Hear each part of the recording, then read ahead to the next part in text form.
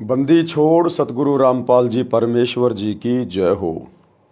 परमपिता परमात्मा सारी सृष्टि के रचनहार कुल मालिक असंख्य ब्रह्मांडों के स्वामी जगत गुरु तीनों लोकों में प्रवेश करके सबका भरण पोषण करने वाले राजाधिराज आत्माधार नाथों के नाथ देवों के देव महादेव सर्वेश्वर महेश्वर मृत्युंजय अजरो अमर आदि अनादि सनातनी प्रभु जगत पिता जगदीश्वर श्री श्री 1008 की उपाधि के वास्तविक अधिकारी अकाल मूर्त सौद स्वरूपी राम वासुदेव सर्वगतम ब्रह्म परम पूज्य प्रथम पूज्य परम संत परम पुरुष परम धनी परम दयालु सत्य कबीर हक्का कबीर अल्लाहु अकबर बाखबर अल्लाह ताला जगत के तारणहार जगत के मुक्तिदाता जगत के जगन्नाथ हारे के सहारे हिंदुओं के राम मुसलमानों के अल्लाह सिखों के वाहिगुरु ईसाइयों के मसीह दया के सागर दया निधि करुणा के सागर करुणा निधि स्वयंभू परिभू संकट मोचन कष्ट हरण मंगल करण दुख भंजन अविगत कबीर निर्विकार निर्विषम परमात्मा अलय अलेख सतगुरु आदि अनादि सतगुरु असली मर्यादा पुरुषोत्तम असली राम असली कृष्ण असली घनश्याम असली मुरारी राजाओं के राजा महाराजाओं के महाराजा शहंशाहों के शहंशाह सम्राटों के सम्राट भगवानों के भगवान अल्लाहों के अल्लाह प्रभुओं के प्रभु मसीहाओं के मसीह सच्चे वाहिगुरु बाबाओं के बाबा पीरों के पीर सेठों के सेठ जगत सेठ सावड़सा सेठ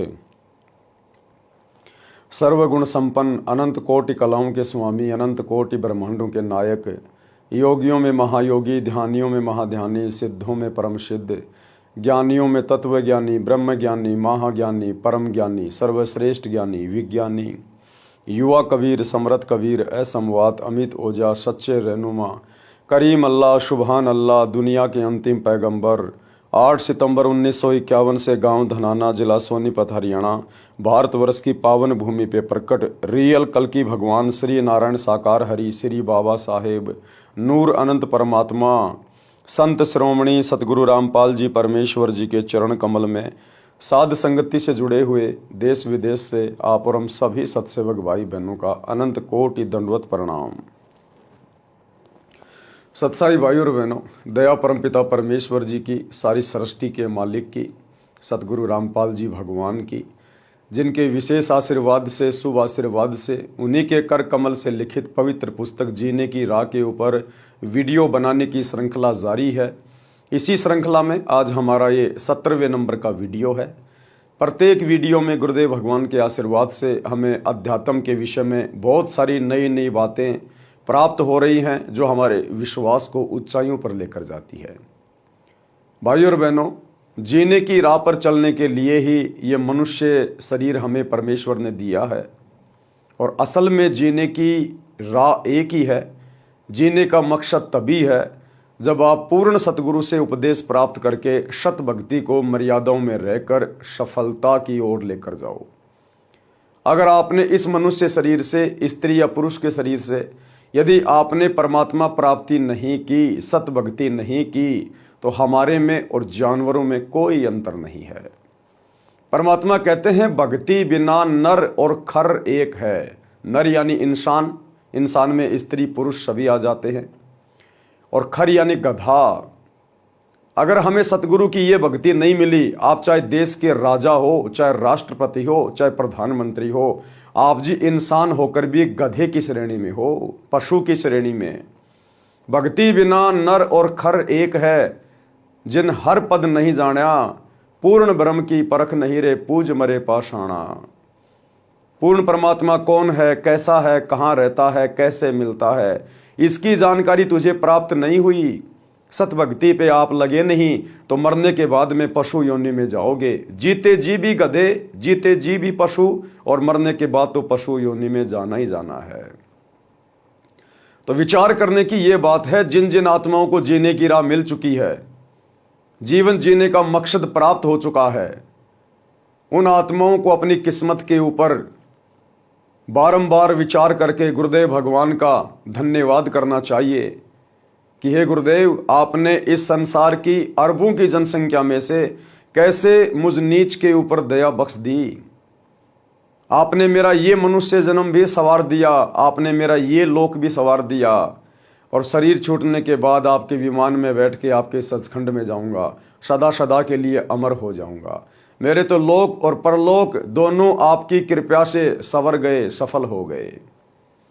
तो भाइयों और बहनों, बहुत बड़ी मेहर है इस समय धरती पर उस पूर्ण ब्रह्म परमेश्वर की। मुसलमान जिसे अल्लाह कहते हैं, हिंदू अपना भगवान कहते हैं, ईसाई जिसे मसीहा कहते हैं, सिख जिसे वाहिगुरु कहते हैं, आज वो परम शक्ति सतगुरु रामपाल जी के रूप में धरती पे प्रकट है। लेकिन उनको पहचाने बिना आप उनसे किसी प्रकार का कोई लाभ नहीं उठा सकते। जिस प्रकार लाइट आपके पड़ोस में है, आपके नगर में, आपके गांव में है, परंतु आपके घर पे नहीं है, जब तक आप भी विधिवत लाइट का कनेक्शन नहीं लोगे, आप उस बिजली का कोई फायदा नहीं उठा सकता। इसी प्रकार परमात्मा सदा धरती पे रहता है, आगे भी जब तक धरती रहेगी परमात्मा रहेगा, क्योंकि वो परमेश्वर एक पल भी इस पृथ्वी को, जहां उसके बच्चे रहते हैं, उसकी आत्माएं रहती हैं, अपनी मौजूदगी के बिना एक पल भी नहीं छोड़ता है। यानी सदा वो परमात्मा किसी न किसी रूप में इस धरती पर रहता है। लेकिन यदि हमने उस परमात्मा से लाभ उठाना है तो हमने कनेक्शन लेना पड़ेगा। वो परमात्मा सतगुरु रूप में धरती पे रहता है, संत रूप में रहता है, इसलिए हमने सतगुरु से उपदेश प्राप्त करना पड़ेगा, तब हमें उस परमेश्वर के गुणों का लाभ प्राप्त होगा। तो जिन्होंने कनेक्शन ले लिया है, यानी जो आत्माएं सन 1994 से सतगुरुदेव भगवान के चरणों में हैं, मर्यादाओं में हैं, विधिवत भक्ति कर रही हैं, गुरु की कृपा पात्र बनकर भक्ति कर रही हैं, उन आत्माओं को तो भली भांति पता है कि परमेश्वर क्या क्या लाभ देता है। यहाँ का राजा यदि आपका मित्र है, आपका पिता है, वो भी आपको वो परम सुख, वो लाभ नहीं दे सकता जो लाभ सतगुरु यहाँ आपको दे सकता है। जो लाभ आपको ब्रह्मा विष्णु महेश की भक्ति नहीं दे सकती, वो लाभ सतगुरु की शरण में आने से मिलता है। तो भाई और बहनों, आप और हमारा सौभाग्य, और सौभाग्य उन आत्माओं का भी होगा जो समय रहते इस जीने की राह पुस्तक को पढ़कर या यूट्यूब पर सतगुरु रामपाल जी के प्रवचन सुनकर समय रहते महाविनाश के समय से पहले, अपनी दुर्गति करवाने से पहले सतगुरुदेव के ज्ञान को समझकर उनसे उपदेश लेकर भक्ति शुरू कर देंगे। तो पिछले वीडियो में गुरुदेव भगवान ने हमें भक्ति मार्ग के विषय में काफ़ी कुछ बताया, समझाया, हमें जानकारी हुई, ज्ञान प्राप्त हुआ, और ज्ञान से हम फिर मर्यादा तोड़ने से बचेंगे, और मर्यादा तोड़ने से बचेंगे तो हमारी भक्ति परवान चढ़ेगी, हम मोक्ष को प्राप्त करेंगे। तो आज के वीडियो में गुरुदेव भगवान हमें क्या समझा रहे हैं, पवित्र पुस्तक जीने की राह पार्ट नंबर 17 पेज नंबर 127 से एक शब्द पूज्य गुरुदेव भगवान ने यहां पर लिखा है, और ये शब्द बहुत ही विशेष है। ये शब्द हमें ज्ञान की गहराइयों में लेकर जाएगा, और जैसे जैसे हम इस शब्द को समझते चले जाएंगे, हमारा विश्वास भी आसमान की ऊंचाइयों को छुएगा। ये शब्द आपको इसी बात पर केंद्रित करेगा कि सबसे पहले आपने ये निर्णय करना है कि आपका ईश कौन है, आपका इष्ट देव कौन है। आप पतिव्रता पद की भक्ति कर रहे हैं या नहीं कर रहे हैं? आपको वास्तव में असल में कबीर परमात्मा कौन है, इस बात का ज्ञान है भी या नहीं है, या खाली देखा देखी में भक्ति पे लग रहे हैं? तो क्या कह रहे हैं गुरुदेव भगवान, तन मन शीस ईस अपने पे, तन मन शीस ईस अपने पे, पैलम चोट चढ़ावे, जब कोई राम भगत गति पावे हो जी, जब कोई राम भगत गत पावे हो जी। तन, तन यानी शरीर, मन यानी जो एलिमेंट हमारे शरीर को चला रहा है, कंट्रोल कर रहा है, और शीश यानी हमारी इच्छाएं, हमारी आशा, हमारी उम्मीद, हमारा समर्पण। तन मन शीश, इस तन मन शीश में सब कुछ आ गया, हमारा अपना कुछ भी नहीं बचा। जो भी कुछ है ये तन मन और शीश ही है। हमने पूर्णतया अपने आप को अपने ईश के ऊपर, यानी ईश यानी इष्ट देव के ऊपर समर्पित कर देना है। सतगुरु से उपदेश लेने के बाद हमने सर्वप्रथम तो ये पहचान कर लेनी चाहिए कि मेरा इष्ट कौन है, मेरा ईश कौन है। उसके बाद उस इष्ट के ऊपर, उस ईश के ऊपर अपने आप को कुर्बान कर देना है, समर्पित कर देना है। और भाइयों और बहनों, सबसे ज्यादा धोखा आत्माएं यहां पर इष्ट को पहचानने में करती हैं। समर्पित तो उसके बाद होंगे जब पहले हमें ईश की पहचान होगी कि इष्ट कौन है मेरा।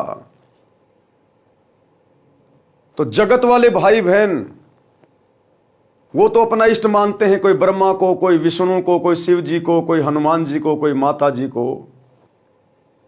लेकिन सतगुरु से उपदेश लेने के बाद फिर आपने उन सभी देवी देवताओं को त्यागना पड़ेगा, छोड़ना पड़ेगा। हमने ईश मानकर उनकी भक्ति नहीं करनी, इष्ट मानकर उनकी भक्ति नहीं करनी, क्योंकि वे असल में इष्ट नहीं हैं। इष्ट उसे कहते हैं जो पूरी सृष्टि को बनाने वाला है। इस सृष्टि में ब्रह्मा विष्णु महेश भी आ गए, 33 करोड़ देवी देवता भी आ गए, काल और दुर्गा भी आ गई, महाकाल भी आ गया, अक्षर पुरुष। ऊपर के 4 लोक भी आ गए, सतलोक, अलख लोक, अगम लोक, अनामी लोक। इस पूरी कंस्ट्रक्शन को जिसने कंप्लीट किया है, जिसने बनाया है, असंख्य आत्माओं को बनाया है, ये सूरज, चांद, तारे, ब्रह्मांड, ग्रह, उपग्रह जिसने बनाए हैं, वो है इष्ट, वो है ईश। और पूरी सृष्टि का केवल एक ही ईश है, केवल एक ही इष्ट है, कबीर देव। तो जगत वाले भाई बहन जो अभी अभी सतगुरु रामपाल जी भगवान से जुड़े हैं, भक्ति कर रहे हैं, उन्होंने अपने पहले वाले नकली इष्टों को त्यागना पड़ेगा, नकली भगवानों को छोड़ना पड़ेगा, उनको इष्ट रूप में नहीं पूजना। उन भगत भाई बहनों ने यह पहचान करनी है गुरुदेव के सत्संग सुन के कि असल में मेरा इष्ट कौन है। तो सतगुरु की शरण में आने के बाद हमें पता चलेगा कि भक्तों का इष्ट, भक्तों का भगवान, भक्तों का परमात्मा उनका सतगुरु होता है। कौन होता है? सतगुरु। सतगुरु ही इष्ट होता है। लेकिन यह काल यहां पर बहुत बड़ा रोल प्ले करता है। इस ब्रह्मांड में भाई और बहनों 2 ही शक्तियां हैं, एक काल और एक दयाल। दयाल कबीर परमात्मा और काल 21 ब्रह्मांड का स्वामी ज्योति निरंजन, जो हर पॉइंट पर आपको भ्रमित करने की कुछ चेष्टा करेगा। उसका काम ही यह है, क्योंकि आप और हम उसका भोजन हैं, और कोई भी व्यक्ति अपने भोजन को इतनी आसानी से नहीं निकलने देगा। तो वो हमें कदम कदम पे भ्रमित करेगा इष्ट को लेकर। तो वर्तमान में हमारे खुद के भगत भाई बहन, सतगुरु रामपाल जी के फॉलोवर, विशेषकर जो शतलोक आश्रमों से जुड़े हुए हैं, सतगुरु रामपाल जी का परिवार, सभी कोऑर्डिनेटर, आश्रम संचालक, ये इष्ट को लेकर भ्रमित हैं और बुरी तरह से भ्रमित हैं। भले ही वो लोग 30 साल से भक्ति कर रहे हैं, 20 साल से भक्ति कर रहे हैं, लेकिन अभी तक गुरुदेव का कलियुगी परिवार, हमारे कोऑर्डिनेटर भाई बंधु और लाखों की संगत जो शतलोक आश्रमों में गुरुदेव के परिवार को आज गुरुदेव की गैर मौजूदगी में फॉलो करती है, किसी को नहीं पता कि असल में उनका इष्ट कौन है। जब बात आती है परमात्मा की, कबीर की, इष्ट की, तो सभी कह देते हैं कि वो दाढ़ी मूंछ वाले कबीर जी जो 650 साल पहले बनारस के काशी में आए थे, वो हमारे इष्ट हैं, हमारे कबीर, हमारे भगवान हैं। यही सबसे बड़ा धोखा संगत खा रही है। अरे वो तो 650 साल पहले आए थे, दाढ़ी मूंछ वाले रूप में तो 650 साल पहले आए थे। वर्तमान में उनका क्या रोल? अगर उस समय उनको इष्ट मान के पूजते, भक्ति करते, तो तुम्हारा कल्याण हो जाता। उस समय तो उनको तुमने इष्ट माना नहीं। उस समय तो तुमने ब्रह्मा विष्णु महेश की चोटी पकड़ के रखी कि नहीं नहीं, भगवान तो ब्रह्मा जी हैं, विष्णु हैं, हनुमान जी हैं। उस कबीर को उस समय किसी ने अपना इष्ट नहीं माना, और आज दावा ठोक रहे हैं कि वो कबीर इष्ट है। लेकिन वो कबीर दाढ़ी मूंछ वाले फोरम में, दाढ़ी मूंछ वाले रूप में आज नहीं है।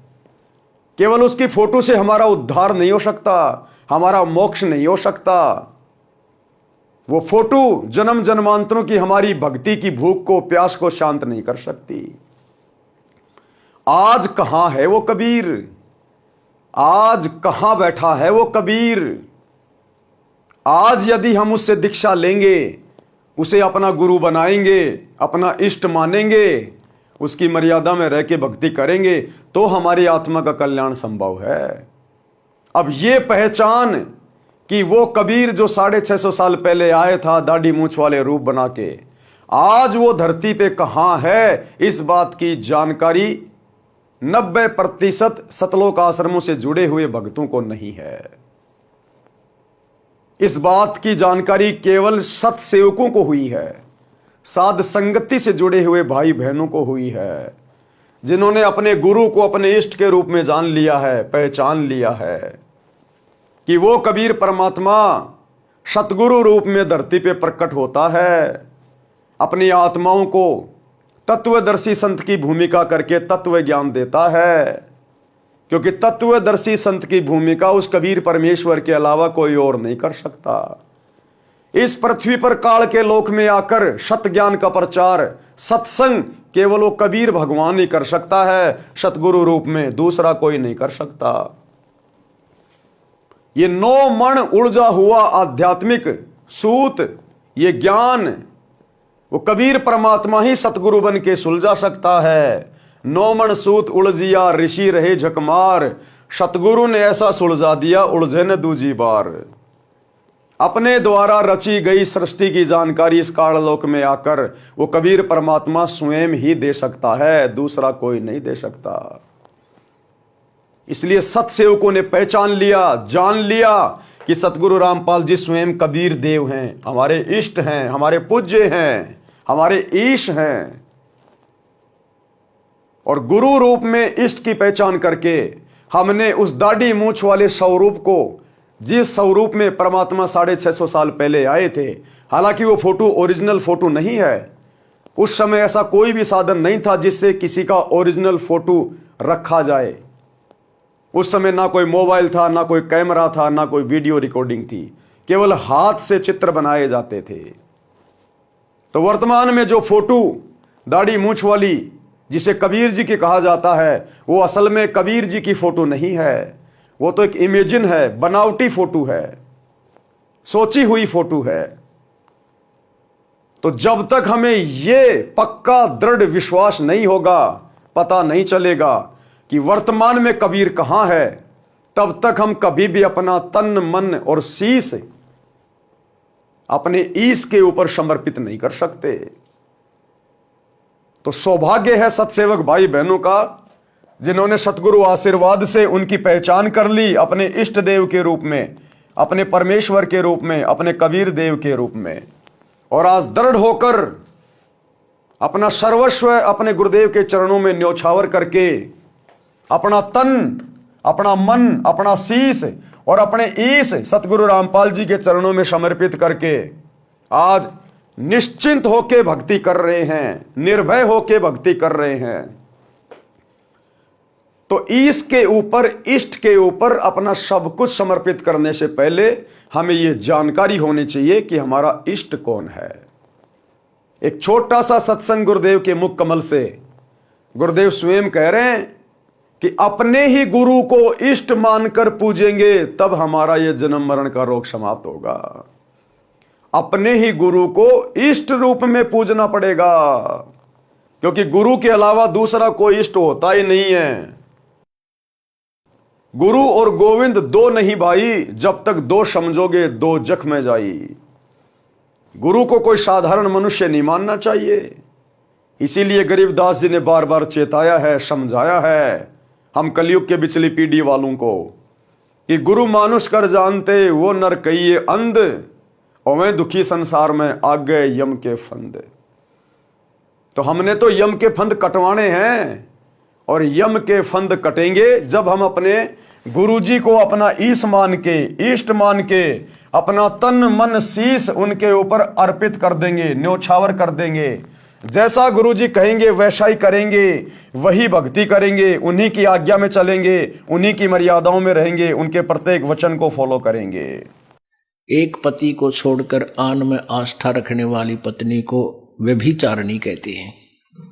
तो अपने ही पति से हर इच्छा पूरी हो उसी को पति भर्ता कहते। तो हम जब पति भर्ता पद पर आ जाएंगे तो परमात्मा कहते हैं पति भर्ता जमी पर जो जो धर है पावे, समर्थ झाड़ू देत है, ना काटा लग जावे।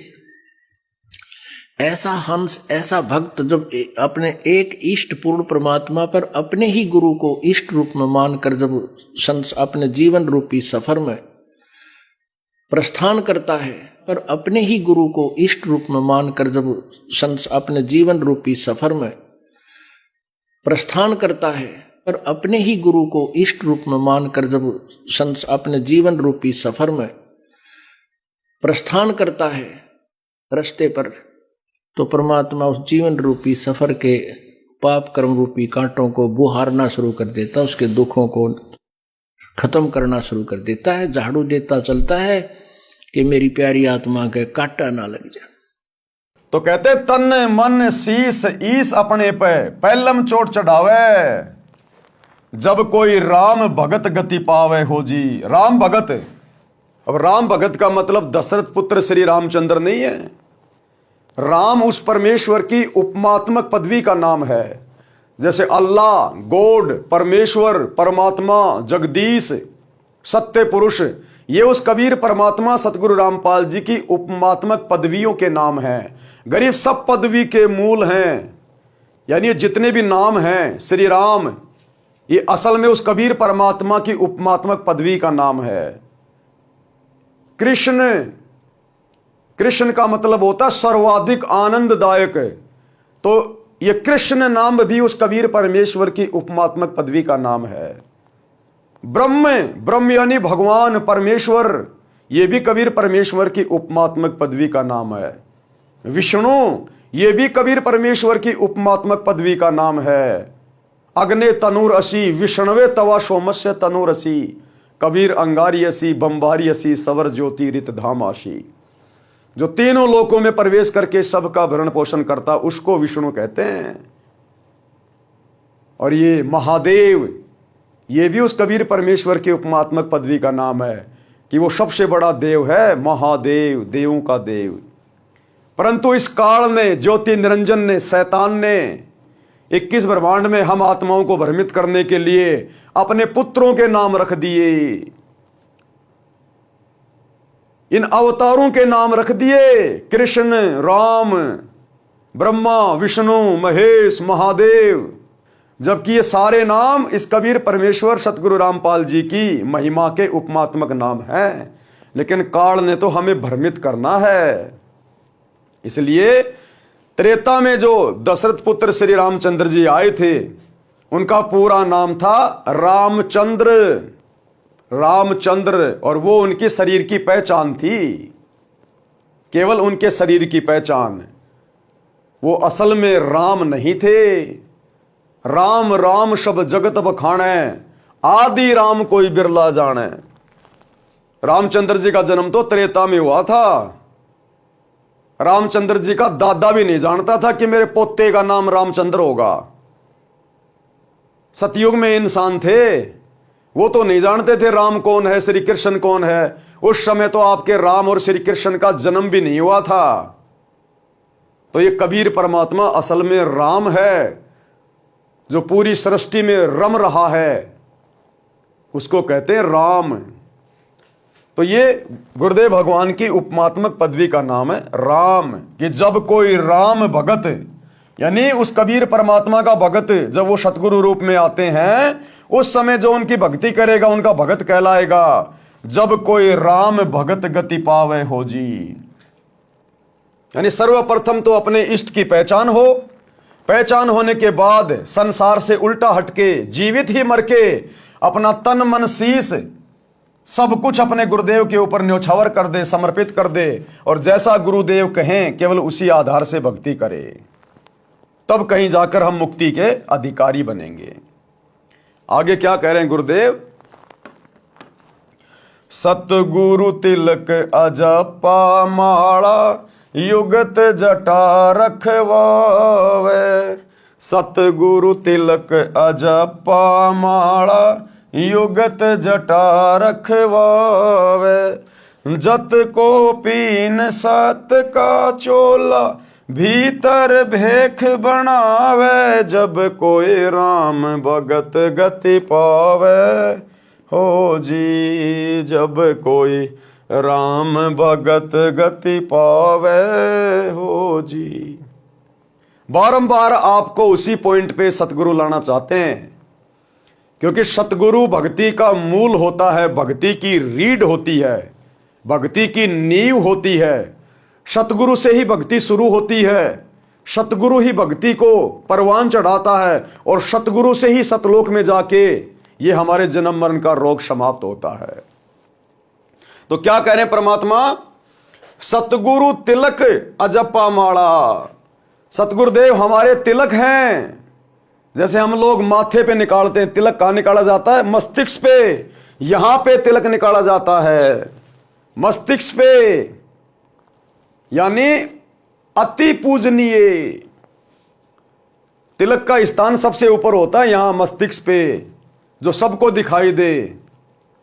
तो कहते हैं सतगुरु तिलक, यानी सतगुरु को भगत ने अपने जीवन में सर्वोपरि महत्व देना चाहिए। प्राथमिकता सबसे पहले अपने सतगुरु को देनी चाहिए। एकमात्र पूज्य देव भगत का केवल सतगुरु होना चाहिए।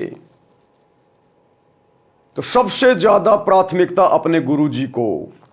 सतगुरु तिलक अजप्पा माला, और सतगुरु से श्वास उस श्वास का नाम लेके फिर भक्ति करे दृढ़ होके, और युगत जटा रखवावे। ये फालतू के लंबे लंबे बाल बढ़ाना, दाढ़ी वाड़ी बढ़ाना, परमात्मा कहते हैं ये भक्ति मार्ग में इनकी कोई जरूरी नहीं है। युगत जटा, जो रास्ता भक्ति का तुझे सतगुरु बता रहा है, जो युक्ति तुझे बता रहा है मोक्ष प्राप्त करने की, वो तेरी जटा होनी चाहिए। सतगुरु की मर्यादाओं में रह के भक्ति कर, उनके अनुसार भक्ति की जो पद्धति है उसको ग्रहण कर। और जत कोपीन, जत यानी अपने धर्म का पक्का हो, अपने लंगोट का पक्का हो भगत। जति जीवन जिए। अगर शादीशुदा है तो केवल अपनी पत्नी तक समर्पित रहे, अन्य किसी बहन बेटी की तरफ गंदी नजर ना करे, व्यभिचार की शौपन में भी ना सोचे। और अगर शादीशुदा नहीं है तो किसी भी बहन बेटी की तरफ गंदी नजर से, गंदी नीयत से ना देखे, तब कहीं जाकर उस भगत का बेड़ा पार होगा। जत कोपीन, सत का चोला, हमेशा सत्य भाषण करे, झूठे प्रवचन कभी ना करे। और भीतर भेक बनावे, यानी बाहरी दिखावा करने की जरूरत नहीं है। ये तिलक लगाना, चंदन लगाना, गले में माला डालना, लाल पीले कपड़े पहनना, परमात्मा कहते हैं ये बाहरी दिखावे की जरूरत नहीं है। भीतर भेख बनावे, अंदर से भगत बनो। सतगुरु की शिक्षाओं को, मर्यादाओं को, उनकी आज्ञाओं में रहकर चलकर अंदर से भगत बनो। वो सतगुरु अंदर से देखेगा। सतगुरु बाहरी आवरण नहीं देखता। बाहरी आवरण के विषय में तो परमात्मा कहते हैं कंठी माला सुमरणी पहनने से क्या होए। अरे ऊपर ढूंढा साधु का और अंतर राख्या खोए। तेरे अंदर तो भक्ति है ही नहीं, मर्यादा तू फॉलो करता नहीं, सुमरण तू ढंग से करता नहीं, गुरु जी को तू हल्के में ले रहा है, और बाहर से तू भगत बनने का दिखावा कर रहा है। तो कहते हैं ऐसे बात नहीं बनेगी इस भक्ति मार्ग पर। सतगुरु के शरण में आने के बाद तूने पहले वाले आडंबर छोड़ने पड़ेंगे, त्यागने पड़ेंगे। वो हाथों में मालाएं बांध के रखना, गले में रुद्राक्ष की मालाएं, तिलक विलक लगाना, कुंडल उंडल डालना, कान छिदवाना, दाढ़ी वाड़ी बढ़ाना, जटा बढ़ाना, परमात्मा कहते हैं बाहरी दिखावा भक्ति मार्ग में नहीं चलता। सतगुरु तो अंदर से जानता है कि हम कितने भगत हैं। तो कहते हैं सतगुरु तिलक अजप्पा माला, युगत जटा रखवावे, और जत कोपीन, और सत का चोला, और भीतर भेक बनावे, जब कोई राम भगत गति पावे। यानी हमने इस कदर भक्ति करनी पड़ेगी, इतना समर्पित होना पड़ेगा। आगे क्या कह रहे हैं गुरुदेव? लोक लाज मर्याद जगत की, तृण ज्यों तोड़ बगावे। लोक लाज मर्याद जगत की, तिण के ज्यों तोड़ बगावे। कामिनी कनक जहर कर जान, शहर अगमपुर जावे, जब कोई राम भगत गत पावे हो जी, जब कोई राम भगत गत पावे हो जी। लोक लाज मर्याद जगत की, तृण ज्यों तोड़ भगावे। तृण यानी तिनका, घास का तिनका। लोक लाज, इस सतभक्ति में आने के बाद हमने लोक लाज को पूरी तरह से त्यागना पड़ेगा। जब हम सतगुरु की शरण में आने के बाद इस काललोक की झूठी परंपराओं से पीछे हटना शुरू होंगे, ये होली, दिवाली, मकर संक्रांति, इन सभी फालतू के त्योहारों को मनाना छोड़ेंगे, सहयोग करना छोड़ेंगे, ये शादी विवाह, भात छुचक, लेन देन, पीलिया सीढ़िया, इन फालतू की परंपराओं से पीछे हटेंगे। शादी विवाह में ढोलक, बैंड बाजा, डीजे, हाथी घोड़े, पंडित बाराती, फेरे वेरे, दुनिया भर का दिखावा, लेन देन, जब हम इन रीति रिवाजों से पीछे हटेंगे और जितने भी ये डमी गॉड हैं इन सब की भक्ति को छोड़ेंगे, उस समय हमारे रिश्तेदार, हमारे यार दोस्त, हमारे आसपास रहने वाले लोग, समाज के लोग, घर परिवार के लोग जो भक्ति नहीं कर रहे हैं, तो ये नकली भक्ति कर रहे हैं, आन उपासना कर रहे हैं, वो फिर हमारे विरोध में आएंगे, क्योंकि उनकी परंपरा हमारी परंपराओं में रात दिन का अंतर हो जाएगा, उनके विचारों में हमारे विचारों में रात दिन का अंतर हो जाएगा। तो घर घर में झगड़ा बनेगा, विरोध होगा, संघर्ष करना पड़ेगा। तो परमात्मा कहते हैं उस समय आपने उस समाज की झूठी लोक लाज को, मर्यादाओं को, परंपराओं को, रीति रिवाजों को आपने घास के सूखे तिनके की तरह तोड़ के फेंकना पड़ेगा कि भैया मुझे तो मोक्ष चाहिए, सतलोक चाहिए। बाढ़ में गया तेरा समाज, बाढ़ में गया तेरा परिवार। अपनी तरफ से मैं किसी को दुखी करता नहीं, तंग करता नहीं, तुम चाहे जो मर्जी करो, लेकिन मैं अब वही करूंगा जो मेरे सतगुरु ने मुझे समझा दिया, शास्त्रों से दिखा दिया, जो मेरी आत्मा ने स्वीकार कर लिया। तो कहते हैं उन समाज की झूठी लोकलाज परंपराओं को, मर्यादाओं को सूखे घास के तिनके की तरह तोड़ के फेंक दे कि जाओ, अब कोई लेना देना नहीं है, ये दास तो अब नहीं मानने वाला। कहते हैं सतगुरु भी साथ में रहता भगत के, दूर नहीं होता। सतगुरु के अंग संग रहे बिना, सतगुरु के विशेष आशीर्वाद के बिना, उनकी छत्र छाया के बिना इस काल लोक में आप काल लोक की एक भी मर्यादा से पीछे नहीं हट सकते। तो यह ना सोचना कि मेरे को ज्ञान हो गया, मैं तो दृढ़ हो गया, इसलिए मैं संघर्ष कर रहा हूं। सतगुरु तेरी पीठ पीछे खड़ा है। यहां पर बहुत बड़े बड़े ज्ञानी होके जा लिया जो गधे बन के घूम रहे हैं।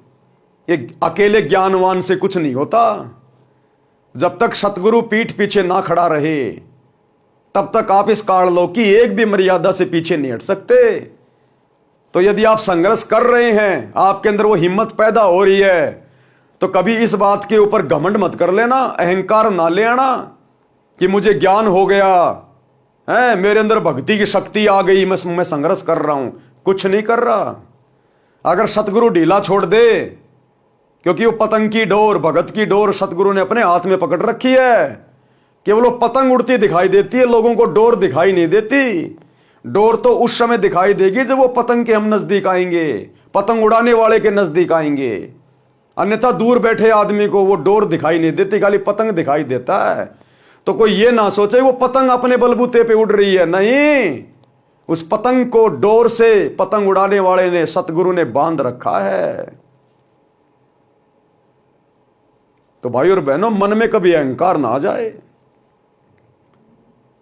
तो सतगुरु के विशेष आशीर्वाद के बिना, दया दृष्टि के बिना हम इस काल लोक की एक भी मर्यादा में हेराफेरी नहीं कर सकते, हम संघर्ष नहीं कर सकते, त्याग नहीं सकते। तो सतगुरु भी पल पल हमारे साथ में रहता है, इस बात को हमने भूलना नहीं चाहिए। लेकिन सतगुरु रहेगा उसी आत्मा के साथ, उसी भगत के साथ, उसी बहन बेटी के साथ जो सतगुरु की मर्यादा में रह के भक्ति करेगी, जो सतगुरु को अपना इष्ट मान के भक्ति करेंगे। अन्यथा समाज की मर्यादाओं से आप हट नहीं सकते। और यही कारण है आज 2025 तक गुरुदेव की गैर हाजिरी में शतलोक आश्रमों से जुड़े हुए भाई बहन इन मर्यादाओं को छोड़ नहीं पा रहे, इन परंपराओं को, लोकलाज को तोड़ नहीं पा रहे। राजनेताओं के दबाव में आकर राजनेताओं की रैलियों में चले जाते हैं। इनको डर है कि यदि हमने सरकारों को सपोर्ट नहीं किया तो हमारे आश्रम बंद करवा दिए जाएंगे, धार्मिक धंधा बंद हो जाएगा। समाज के साथ आज भी यारी निभा रहे हैं, धर्मशालाएं बनवा रहे हैं, करोड़ों रुपया समाज का, भगत समाज का बर्बाद किया जा रहा है।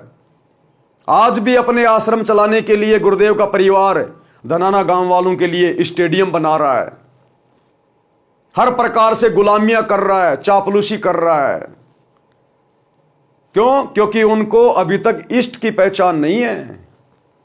अभी तक उन्होंने अपने गुरु को मानुष ही मान रखा है, इसलिए सतगुरु उनके साथ में नहीं है, केवल उनके संस्कार उनके साथ में है। और अकेले संस्कार के बलबूते पे आप इस काललोक में, काललोक की शक्तियों के साथ में संघर्ष नहीं कर सकते। तो सतगुरु पल पल, कदम कदम साए की तरह अपने सत्सेवक बच्चों के साथ है, जिन सत्सेवक बच्चों ने आज पूरी दुनिया से पंगा ले रखा है। सत्सेवक एक तरफ, समाज की मर्यादा एक तरफ, और आज अपने गुरु को इष्ट मान के घर घर में उनका आसन लगा के, बेड लगा के, ज्ञान को आधार बना के, घर को आश्रम बना के, और गीता अध्याय 3 श्लोक 13 के अनुसार अपने गुरु को परमात्मा मान के, इष्ट मान के घर घर में भोग लगाया जा रहा है। और सतगुरु की छप्पर फाड़ दया हो रही है, छप्पर फाड़। जो असीम शांति, जो सुख आज सत्सेवक भाई बहनों को है, धरती पर किसी को नहीं है, यहां के राजा को भी नहीं है। और राजा भी पल पल टेंशन में जीता है, पल पल टेंशन में। तो ये कुछ नियम है, ये फॉर्मूले, इनको भगत ने जब तक अपने जीवन पे लागू नहीं किया तब तक वो सतगुरु से कोई विशेष आशीर्वाद प्राप्त नहीं कर पाएगा। तो कहते हैं लोक लाज मर्याद जगत की, तिनके ज्यों तोड़ बगावे, और कामिनी कनक जहर कर जाने।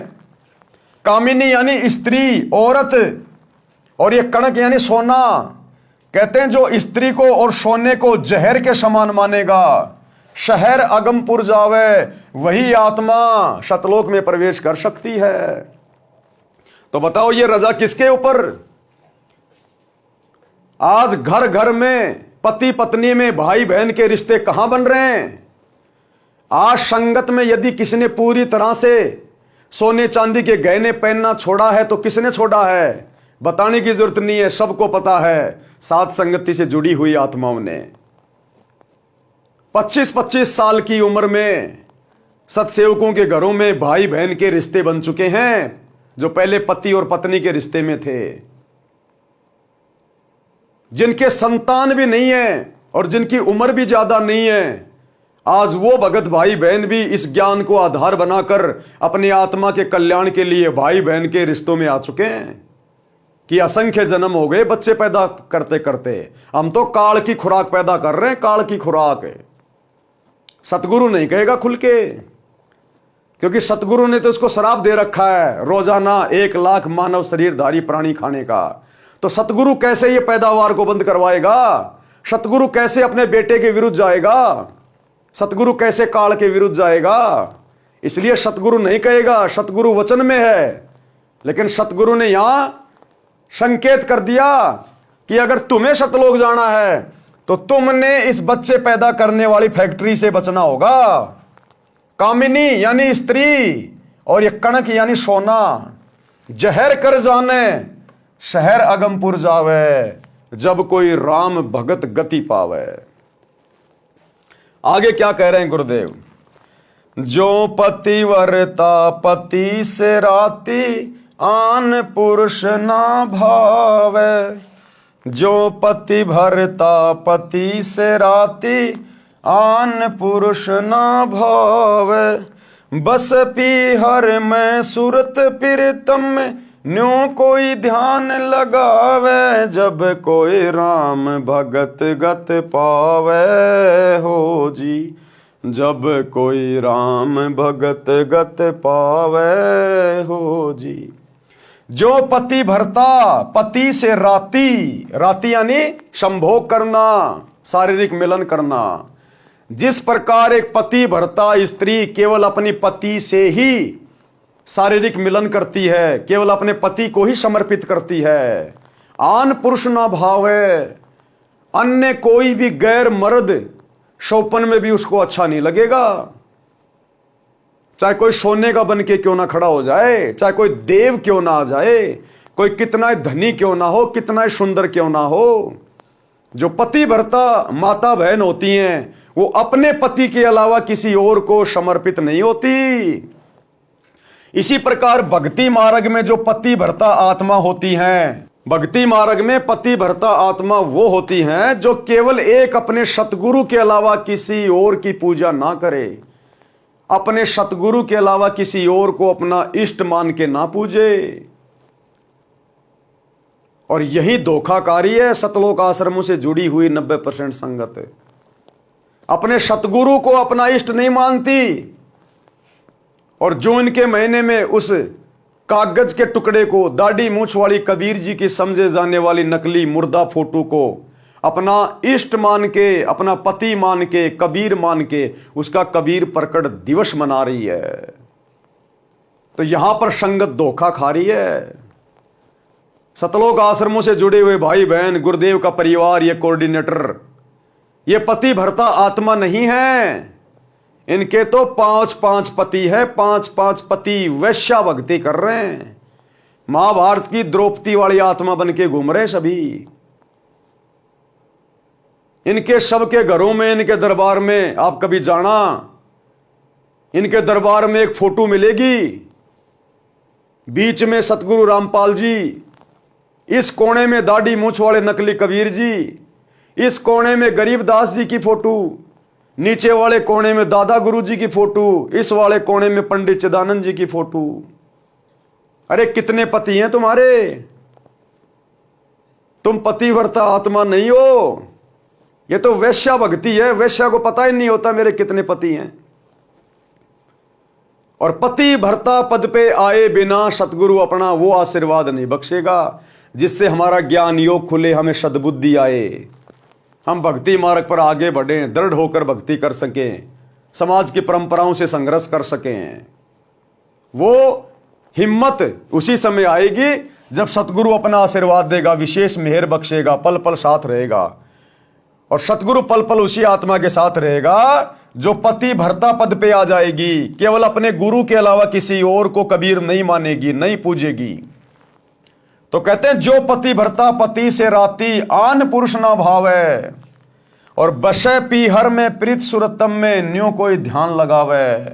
वो पतिव्रता स्त्री अपने पीहर चली जाएगी तो भी उसका ध्यान पल पल अपने ससुराल में, अपने पति में रहेगा। क्या कर रहा होगा, क्या खा रहा होगा, क्या सोच रहा होगा, पल पल उसका ध्यान वहीं रहता है। तो इसी प्रकार हम इस सांसारिक काल के लोक में घूमेंगे फिरेंगे, रोजी रोटी के लिए भी धक्के खाएंगे, और भी अनेक काम यहां पे हमारे को करने पड़ते हैं, मजदूरी भी कर रहा है, कोई नौकरी कर रहा है, लेकिन पल पल भगत का चिंतन, भगत का ध्यान अपने सतगुरुदेव के चरणों में होना चाहिए।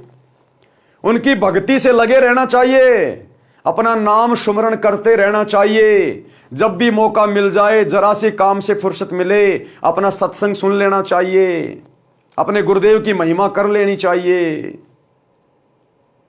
बशे पीहर में और सुरत पीरतम में कर रहे हैं काम धंधा, गाड़ी पे आ रहे हैं जा रहे हैं, लेकिन ध्यान गुरु की भक्ति में, गुरु के गुणगान में, सुमरण में। तो कहते हैं बशे पीहर में और सुरत पीरतम में न्यो कोई ध्यान लगावे, जब कोई राम भगत गति पावे। आगे क्या कह रहे हैं गुरुदेव? निंदा स्तुति मान बढ़ाई मन से मार गिरावे। निंदा स्तुति मान बढ़ाई मन से मार गिरावे। अष्ट सिद्धि की अटक न माने आगे कदम बढ़ावे। जब कोई राम भगत गति पावे हो जी, जब कोई राम भगत गति पावे हो जी। भगत ने कभी भी किसी की निंदा नहीं करनी चाहिए। भगत ने कभी भी अपनी स्तुति नहीं करवानी चाहिए, यानी मान बढ़ाई की भूख नहीं होनी चाहिए, सम्मान पाने की भूख नहीं होनी चाहिए। निंदा स्तुति मान बढ़ाई मन से मार गिरावे। कति दिल से निकाल दे, खत्म कर दे कि इस गंदे लोक में वैसे सब दुखी हैं, मैं किसकी निंदा चुगली करूं। निंदा चुगली के यहां दो अर्थ हैं भाई और बहनों, ध्यान रखना। सच को सच कहना किसी की निंदा चुगली करना नहीं होता है। परमात्मा कहते हैं साचा शब्द कबीर का प्रकट किया जगमाही, और जैसे को तैसा कहे सो तो निंदा नाही। चोर को चोर कहना, गलत को गलत कहना, यह किसी की निंदा चुगली नहीं है। हां, आप जिसके बारे में जानते नहीं, पहचानते नहीं, और दूसरे की देखा देखी, दूसरे के कहने से यदि आप उसकी बुराई कर रहे हैं तो वो निंदा चुगली में आएगा। लेकिन सच को सच कहना, गलत को गलत कहना, यह निंदा चुगली में नहीं आता। तो भगत ने दुनिया की देखा देखी, निंदा चुगली करके अपने कर्म नहीं फोड़ने चाहिए, और भगत ने कभी भी अपनी पूजा नहीं करवानी, अपनी महिमा सुन के उसको खुश नहीं होना। जिस प्रकार गुरुदेव के दोनों लड़के गोहाना जाट महासभा के उद्घाटन में अपने गले में फूलों की मालाएं डलवा के खुश होके घूम रहे हैं, ये अपनी पूजा करवाना है, अपनी स्तुति करवाना है, अपना गुणगान करवाना है। इस भक्ति मार्ग में अगर कोई स्तुति के योग्य है, कोई पूजा के योग्य है, कोई सम्मान के योग्य है, तो केवल हमारा इष्ट सतगुरु रामपाल जी भगवान। तो कहते हैं निंदा स्तुति मान बढ़ाई मन से मार गिरावे। अपने आप को मिट्टी समझे, मिट्टी, रिजेक्टेड, कि मेरा तो बड़ी मुश्किल से दाव लगा है, सतगुरु के चरणों में पड़ा रहूं आजीवन मर्यादाओं के साथ, नहीं तो यहां कुछ लेना देना नहीं।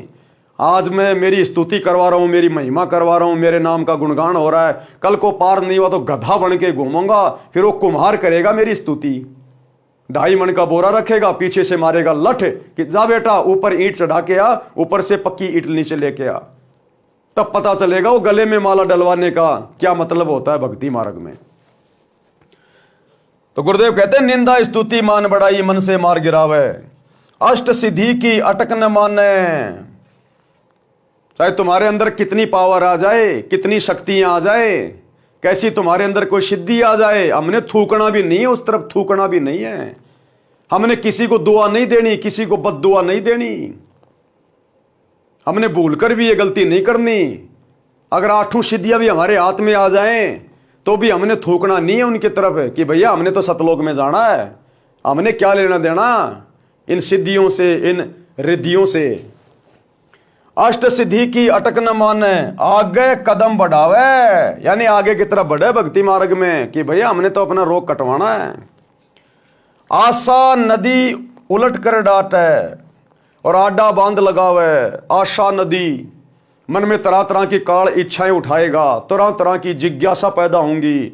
बड़ा मकान बना लूं, बड़ी गाड़ी ले आऊं, बेटी का ब्याह ऐसे करूंगा, ऐसे करूंगा, यानी दुनिया में मान बढ़ाई के लिए, दिखावे के लिए, मान सम्मान के लिए ये काल मन में तरह तरह की बकवाद पैदा करेगा। तो परमात्मा कहते हैं भक्ति रूपी आडा बांध लगा दे, आगे दीवार खींच दे। जैसे बांध होता है ना, बांध एक बहुत मोटी एक दीवार होती है जो पानी को रोक के रखती है। तो गुरुदेव कहते हैं अपने गुरु के तत्व ज्ञान रूपी दीवार का बांध लगा दे आगे। ये मन में उठने वाली इच्छाएं, तरह तरह की चाहत, मान बढ़ाई की, ये सब मिटा दे, काट दे, तत्व ज्ञान से रोक दे, आडा बांध लगा दे। आशा नदी उलट कर डाटे, आडा बांध लगावे। और भवजल खार समुद्र में भंवर न खोड़ मिलावे। और इस गंदे लोक से निकलने का प्रयास करे, वापस हमें दोबारा से खोड़ ना मिल जाए। खोड़ यानी शरीर। हे भगवान हमें दोबारा इस गंदे लोक में कोई शरीर ना मिल जाए, हमारा तो इसी जन्म में बेड़ा पार करो परमात्मा। इस कदर हमने अपनी सभी इच्छाओं को समाप्त करना है। जो भौतिक इच्छाएं हैं, जो लोगों की देखा देखी हमारे मन में पहले उठा करती थी, उसका छोरा नौकरी लग गया, मैं भी अपने छोरे को बड़ी बड़ी स्कूल में पढ़ाऊं, बड़ी बड़ी मैं कोचिंग कराऊं, मेरे छोरे को डॉक्टर बनाऊं, इंजीनियर बनाऊं, घर में पैसे आएंगे, समाज में मेरा नाम होगा, मैं पंचायती बन जाऊंगा, गांव में मेरी इज्जत होगी। कहते हैं आशा नदी उलट के डाटे, आडा बांध लगावे। बाढ़ में गए ही वो सरपंची, कल को कुत्ता बन के घूमेगा, फिर तेरे को कौन पंचायत में बुलाएगा। तो हमने आगे का भविष्य देख के गुरुदेव के ज्ञान आधार से कि अगर भक्ति सफल नहीं हुई तो क्या क्या कष्ट उठाएंगे, उन चीजों को आंखों के सामने रख के हमने भक्ति पर लगे रहना है। गगन महल गोविंद गुमानी, पलक माही पहुंचावे। गगन महल गोविंद गुमानी, पलक माही पहुँचावे। नितानंद माटी का मंदिर, नूर तेज हो जावे। जब कोई राम भगत गति पावे, हो जी जब कोई राम भगत गति पावे, हो जी। अब ये नित्यानंद जी ने कबीर परमात्मा के हर शब्द के आगे अपना ठप्पा मार रखा है।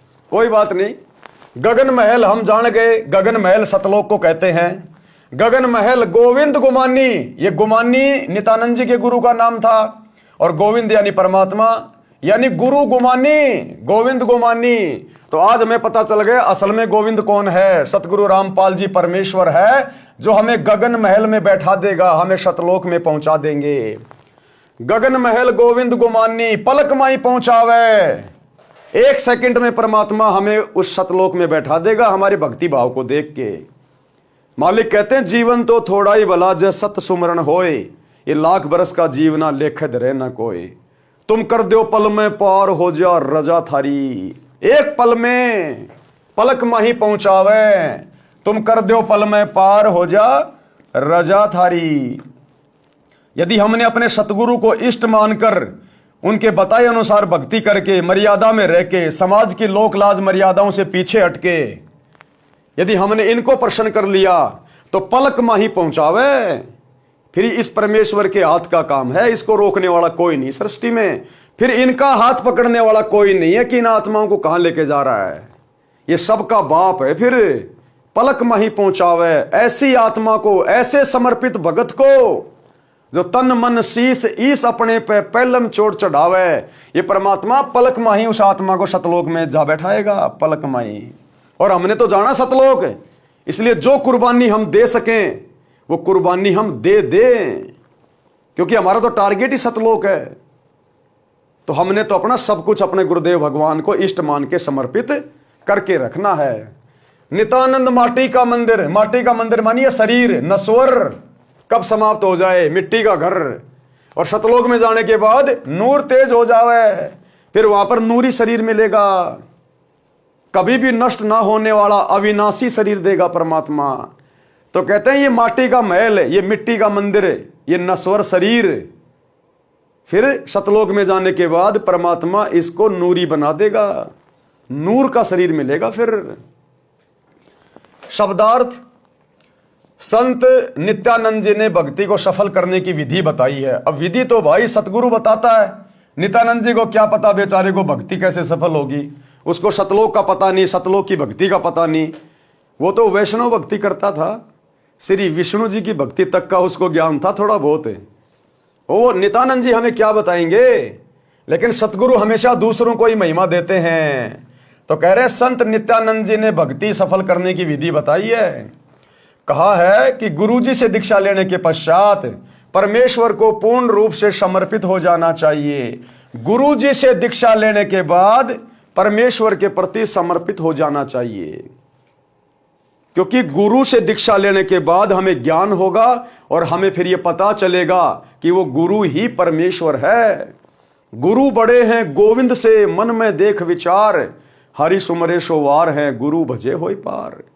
अरे 7 दीप और 9 खंड में गुरु से बड़ा ना कोई, करता करे ना कर सके सतगुरु करे सो होए। गुरु और गोविंद 2 नहीं भाई, जब तक 2 समझोगे 2 जक में जाई। तो नित्यानंद जी इसीलिए तो पार नहीं हो पाए, क्योंकि नाम ले लिया उन्होंने अपने गुरु से, गुमानी दास से, और समर्पित हो गए विष्णु भगवान को आधार बना के। अरे भैया अपने गुरु पे समर्पित होना होता है, अपने गुरु पे, क्योंकि गुरु ही गोविंद होता है। गुरु जी से दीक्षा लेने के पश्चात परमेश्वर को पूर्ण रूप से समर्पित हो जाना चाहिए और तन मन धन अपने परमेश्वर को पहलम चोट चढ़ावे। तन मन धन किसको चढ़ाना है? अपने परमेश्वर को, यानी अपने इष्ट को। तन मन शीस ईस अपने पे, ईस मानी परमात्मा। और थोड़ी देर पहले आपने गुरुदेव के मुख कमल से क्या सुना कि अपने ही गुरु को ईश मानकर, ईश माने परमात्मा परमेश्वर, अपने ही गुरु को इष्ट मानकर पूजना होता है। तो हमने तन मन धन फिर अपने परमेश्वर यानी अपने गुरुदेव भगवान को पहलम चोर चढ़ावे, यानी प्रारंभ से ही कुर्बानी का भाव बन जाए, तब भक्ति की गति यानी मुक्ति होती है। वाणी नंबर 2, कुछ साधक बाहरी वेश बनाते हैं, वे मस्तिष्क पर तिलक लगाते हैं, माला से मंत्र जाप करते हैं, सिर पर बड़े बड़े बाल बढ़ाकर रखते हैं, कच्छे के स्थान पर केवल कोपीन 4 इंच चौड़ा कपड़ा बांधते हैं तथा शरीर पर लंबा कुर्ता जो घुटनों से भी नीचे तक लंबा होता है वो पहनते हैं। गुरुदेव कह रहे हैं इस बाहरी दिखावे के स्थान पर अपने सतगुरु को सम्मान दो। इस बाहरी दिखावे के स्थान पर जैसे सतगुरु रामपाल जी की शरण में आने के बाद भी हमारे सिख भाई जो सर पर पगड़ी बांधते हैं, दाढ़ी रखते हैं, परमात्मा कह रहे हैं अब इस बाहरी दिखावे की जरूरत नहीं है, ये पगड़ी वगड़ी की जरूरत नहीं है। अब तुम वो सिख नहीं हो जो तुम्हारे पहले वाले गुरु तुम्हारे को बना के चले गए मुगलों से लड़ाई लड़ने के लिए। अब तुम सच्चे सतगुरु के शिष्य हो, शिष्य। और सच्चे सतगुरु रामपाल जी की शरण में आने के बाद अब वो पगड़ी वगड़ी की जरूरत नहीं है, सरदार जीवन के घूमने की जरूरत नहीं है। असल सरदार इस भक्ति का, इस संसार का एक ही है, सतगुरु रामपाल जी। तो भाई वो सरदारगिरी छोड़नी पड़ेगी। यदि आपने सतगुरु से नाम ले लिया है तो, नाम नहीं लिया है तो आप जी सरदार बने रहो, नो प्रॉब्लम। लेकिन सतगुरु की शरण में आने के बाद अपने आप को सरदार कहलाओगे, अगले जन्म में कुत्ते की योनि में जाओगे, कुत्ते की योनि में। क्योंकि सरदार तो एक ही है संसार का, सतगुरु रामपाल जी भगवान। सरदार यानी कैप्टन, भक्ति का अगुवा, सेनापति, उसको कहते हैं सरदार। और सतगुरु के शरण में आने के बाद अभी भी तुम सरदार बन के घूम रहे हो। वो 2.5 किलो का बोझ अपने सिर पे लेके घूम रहे हो, आधी किलो की दाढ़ी मूछ लेके घूम रहे हो। शर्म आनी चाहिए। अगर सतगुरु रामपाल जी से उपदेश ले लिया तो तुरंत कटवा उठवा के एक सामान्य व्यक्ति की तरह भक्ति करो। ये बाहरी दिखावा नहीं चलेगा भक्ति में। इस बाहरी दिखावे के स्थान पर अपने सतगुरु को सम्मान दो, उनको मस्तिष्क पर बैठाओ। अब अपने सतगुरु को बैठाओ अपने मस्तिष्क पे। वो 2.5 किलो का वो कपड़ा मत चढ़ाओ अपने सिर पे। अब सिर पे पगड़ी पहनने की जरूरत नहीं है। देखो भाई और बहनों, यहां पर थोड़ी शंका ना हो जाए, क्योंकि जो पगड़ी है वो राजस्थान में भी हमारे जो बूढ़े भगत हैं वो पहनते हैं। लेकिन सिख समाज में जो पगड़ी है वो एक धर्म विशेष की प्रतीक है, इसलिए सतगुरु की भक्ति में नहीं चलेगी वो पगड़ी। और अन्य जो यूपी में, हरियाणा में, राजस्थान में जो बुजुर्ग भगत हैं, सर पे जो वो पगड़ी पहनते हैं, उस पगड़ी को पहनने में कोई दिक्कत नहीं है। केवल सिख समाज के भाई बहन, क्योंकि सिख समाज में पगड़ी और दाढ़ी रखना एक धर्म विशेष की पहचान है, जो सतगुरु के शरण में आने के बाद नहीं चलेगी। बाकी हरियाणा, राजस्थान, यूपी में भाई बहन जो पगड़ी पहनते हैं वो धर्म विशेष का प्रतीक नहीं है। महाराष्ट्र में जो बुजुर्ग भाई बहन हैं जो सिर पे एक सफेद सफेद टोपी पहनते हैं वो धर्म विशेष की पहचान नहीं है, वो पहन सकते हैं। लेकिन सिख समाज का कोई भी व्यक्ति यदि सतगुरु रामपाल जी का भगत है और अब भी यदि वो अपने धर्म विशेष की वो पहचान अपने सिर पर धारण किए घूम रहा है तो इस भक्ति में नहीं चलेगा। सिख समाज के लोगों ने पगड़ी उतारनी पड़ेगी, सामान्य कटिंग करवानी पड़ेगी, दाढ़ी वाड़ी कटवानी पड़ेगी। इस बाहरी दिखावे के स्थान पर अपने सतगुरु को सम्मान दो, उनको मस्तिष्क पर बैठाओ। मस्तिष्क पर बैठाने का मतलब है गुरुदेव को सबसे ऊपर रखो, यानी गुरु का भगत बनकर प्रत्येक मर्यादा व आज्ञा का पालन करके जनता में उदाहरण बने कि भगत हो तो ऐसा जिससे गुरु जी की शिक्षा दीक्षा का परिणाम दूर से दिखाई दे। कहते भगत बनो तो ऐसा बनो जिससे आम समाज पे प्रभाव पड़े, असर पड़े और दूर से दिखाई दे कि वो आ रहा सतगुरु रामपाल जी का भगत है। और वर्तमान में तुम्हारे को देख के लोग गालियां देते हैं गुरुदेव को, तुम्हारे कुकर्मों को देखकर, तुम्हारे गंदे आचरण को देखकर, तुम्हारी राजनीति वाली गंदी इस प्रक्रिया को देखकर, तुम्हारे स्वार्थों को देखकर। जब कभी तुम आरक्षणों में जाके बैठते हो जाटों के साथ, दूसरी बिरादरी वाले तुम्हें गालियां निकालते हैं, तुम्हारे गुरुदेव को बुरा भला कहते हैं। जब तुम गुंडों की सीबीआई जांच का समर्थन करते हो, राजपूत करनी सेना के धरनों पे बैठते हो, 5-5 लाख रुपया उनको चंदे में देते हो, तब दुनिया वाले तुम्हारे गुरु को गालियां निकालते हैं। जब तुम कांग्रेस का समर्थन करते हो तो बीजेपी वाला आधा देश तुम्हारे गुरुदेव को गालियां देता है, और जब तुम बीजेपी का समर्थन करते हो तो कांग्रेस वाले तुम्हारे गुरुदेव को गालियां देते हैं।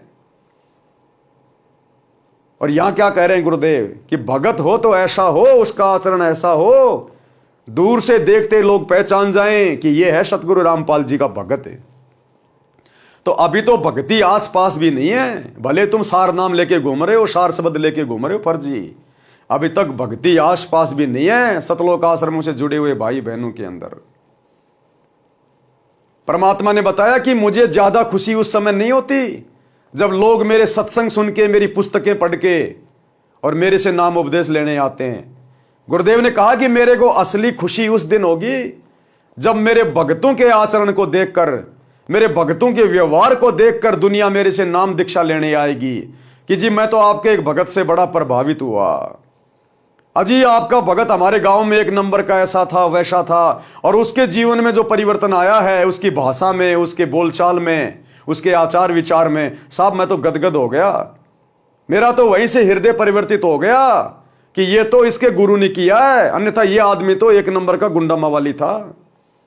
तो गुरुदेव ने कहा कि मेरे भक्तों के व्यवहार को देखकर जब दुनिया मेरे से नाम लेगी तब मुझे वो असीम शांति होगी। लेकिन भगत तो वर्तमान में गुरुदेव की गैर हाजिरी में अपने गुरुजी की निंदा का, अपने गुरुजी की बदनामी का कारण बन रहे हैं। बांग्लादेश में मुसलमानों के ऊपर छीटाकशी कर रहे हैं। विश्व हिंदू परिषद और बजरंग दल वालों के साथ मिलकर बांग्लादेश के मुसलमानों का विरोध कर रहे हैं। अभी तो पक्ष और विपक्ष की भूमिका में पड़े हुए हैं भगत, अभी तो गुंडों के धरनों पे जाके बैठ रहे हैं भगत। संतों का और गुंडों का क्या काम? अभी तो राजनेताओं की रैलियों में धक्के खा रहे हैं भगत, दुनिया के लिए स्टेडियम बना रहे हैं, जाटों की धर्मशाला बनवा रहे हैं, समाज में भाईचारा बढ़ा रहे हैं भगत। गुरुदेव ने अपने मुख कमल से कहा है कि भक्ति मार्ग में आने के बाद भी अगर तुम वही कुकर्म करोगे तुम तो कंजर हो, कंजर। और फिर एग्जाम्पल दिया गुरुदेव ने कि एक बहन बोली जी मेरा पति नाम नहीं ले रहा, वो पति भी उसके साथ आया हुआ था।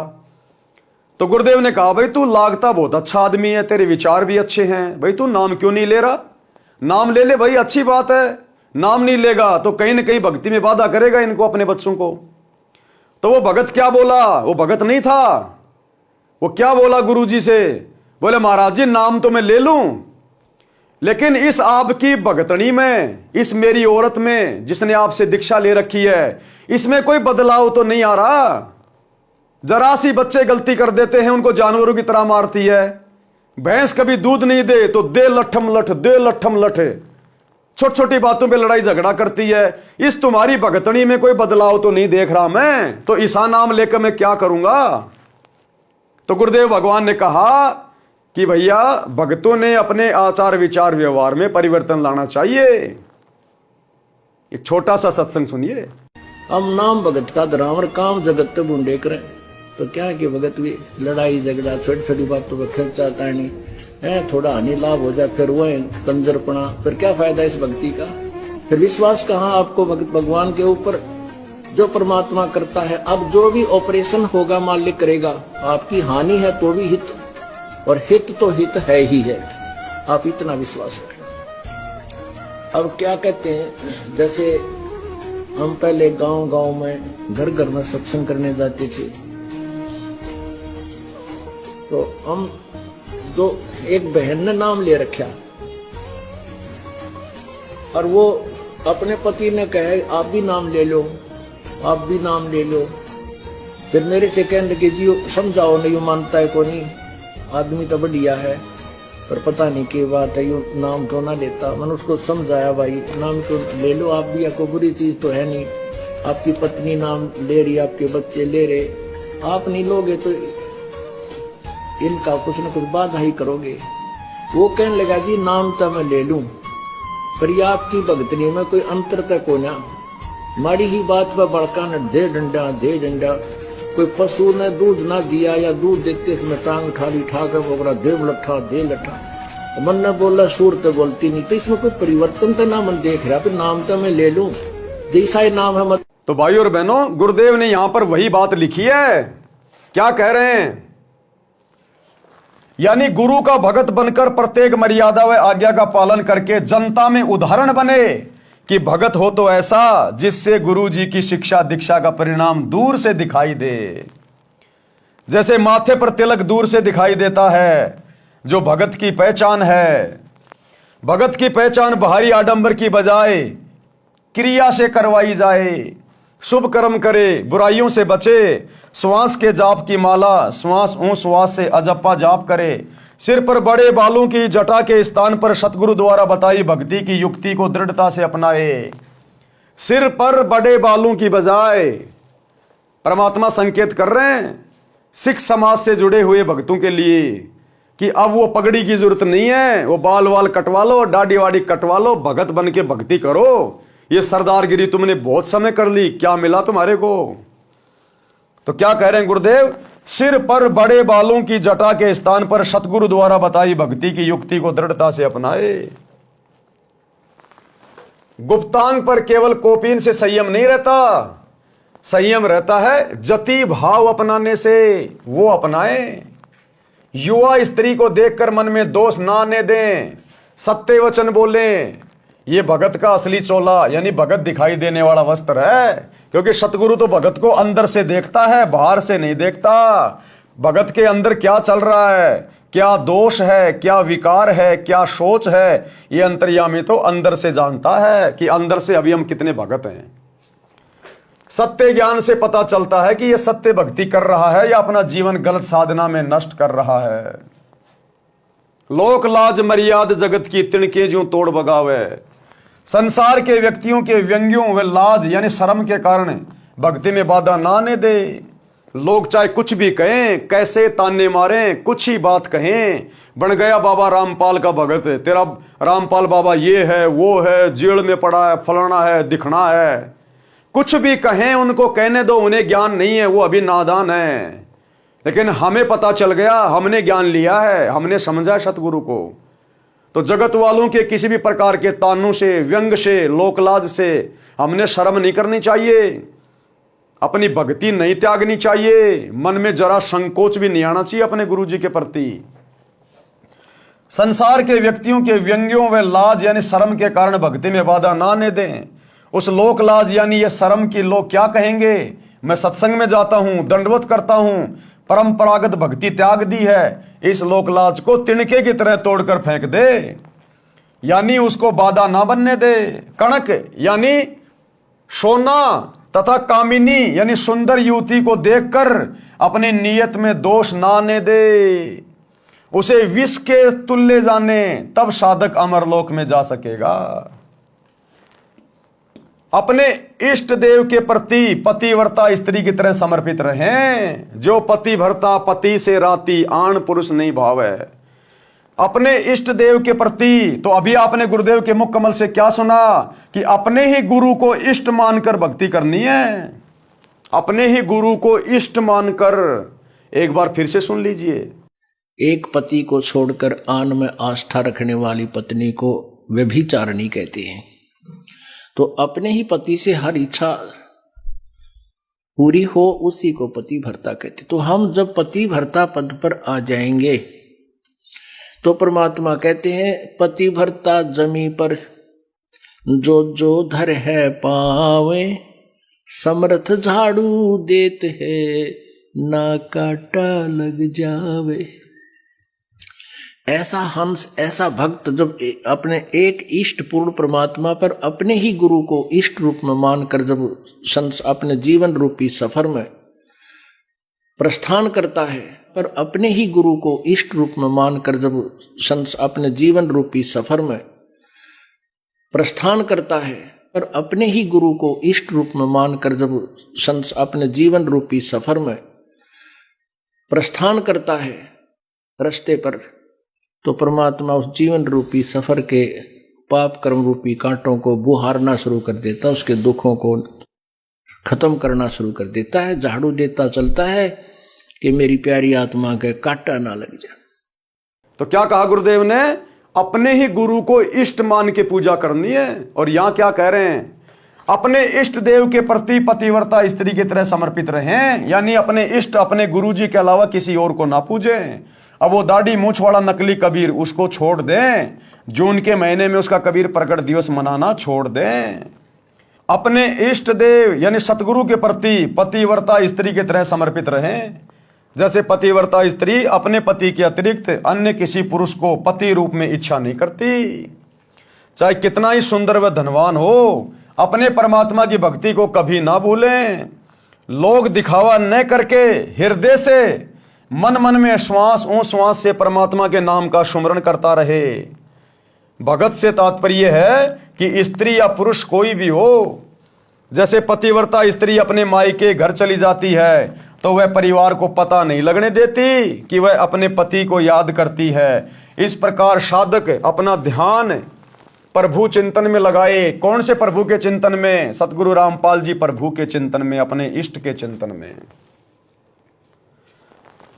पूर्ण सतगुरु से सत्य भक्ति प्राप्त करने के पश्चात कोई भगत की निंदा करता है तो बुरा ना माने। निंदा स्तुति मान बढ़ाई, मन से मार गिरावे। पूर्ण सतगुरु से सत्य भक्ति प्राप्त करके कोई भगत की निंदा करता है तो बुरा ना माने। यदि कोई प्रशंसा करता है तो उससे प्रभावित ना हो। सत्य भक्ति शास्त्र अनुसार विधि विधान से करते हैं तो साधक को कुछ सिद्धियां प्राप्त हो जाती हैं जो मोक्ष में सहायक नहीं होती। इस भक्ति मार्ग में सिद्धियां हमारी दुश्मन है, दुश्मन। यदि हमने किसी को दुआ दे दी, किसी को बद्दुआ दे दी, हमारी भक्ति नष्ट होगी। जो मोक्ष में सहायक नहीं है वे संख्या में 8 हैं। उनके द्वारा साधक किसी को हानि किसी को लाभ देकर अपनी भक्ति नष्ट करता है। वह चमत्कार दिखाकर प्रसिद्ध हो जाता है परंतु उसका भविष्य नरक बन जाता है। पशु पक्षियों की योनियों को प्राप्त करता है, जैसे ये धीरेन्द्र शास्त्री बागेश्वर वाला, इसको एक छोटी सी सिद्धि प्राप्त है। एक सिद्धि मनवर्ती बतावे, यानी सामने वाले के मन में क्या चल रहा है वो बता देना। परमात्मा कहते हैं जीवन नरक बन जाएगा, आगे गधा कुत्ता शुअर बन के घूमेगा, पशु पक्षियों की योनियों में जाएगा। वर्तमान में तो झूठी महिमा प्राप्त कर रहा है, लेकिन ये झूठी महिमा कब तक? शरीर छूटेगा उसके बाद क्या होगा? सीधे 84 लाख योनि नरक। परंतु उसका भविष्य नरक बन जाता है, पशु पक्षियों की योनियों को प्राप्त करता है। इसलिए मोक्ष प्राप्ति की इच्छा करते हुए साधक इन अष्ट सिद्धियों वाली फोकट प्रभुता में नाट के इनको त्याग कर मोक्ष प्राप्ति के उद्देश्य से इनके आगे की आशा करे, आगे को बढ़े।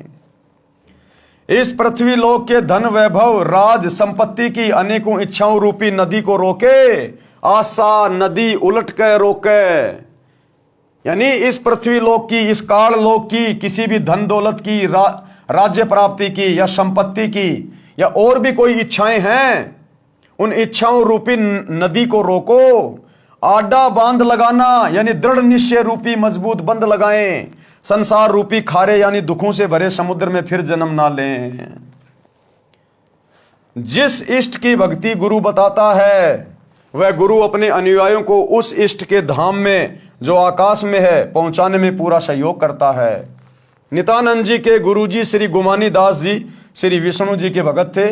नित्यानंद जी ने उसी की प्राप्ति की महिमा बताई है तथा कहा है कि अपनी साधना की शक्ति को सुरक्षित रखने से सूक्ष्म शरीर जो स्थूल शरीर के अंदर है वह भक्ति की शक्ति से तेजोमय हो जाता है।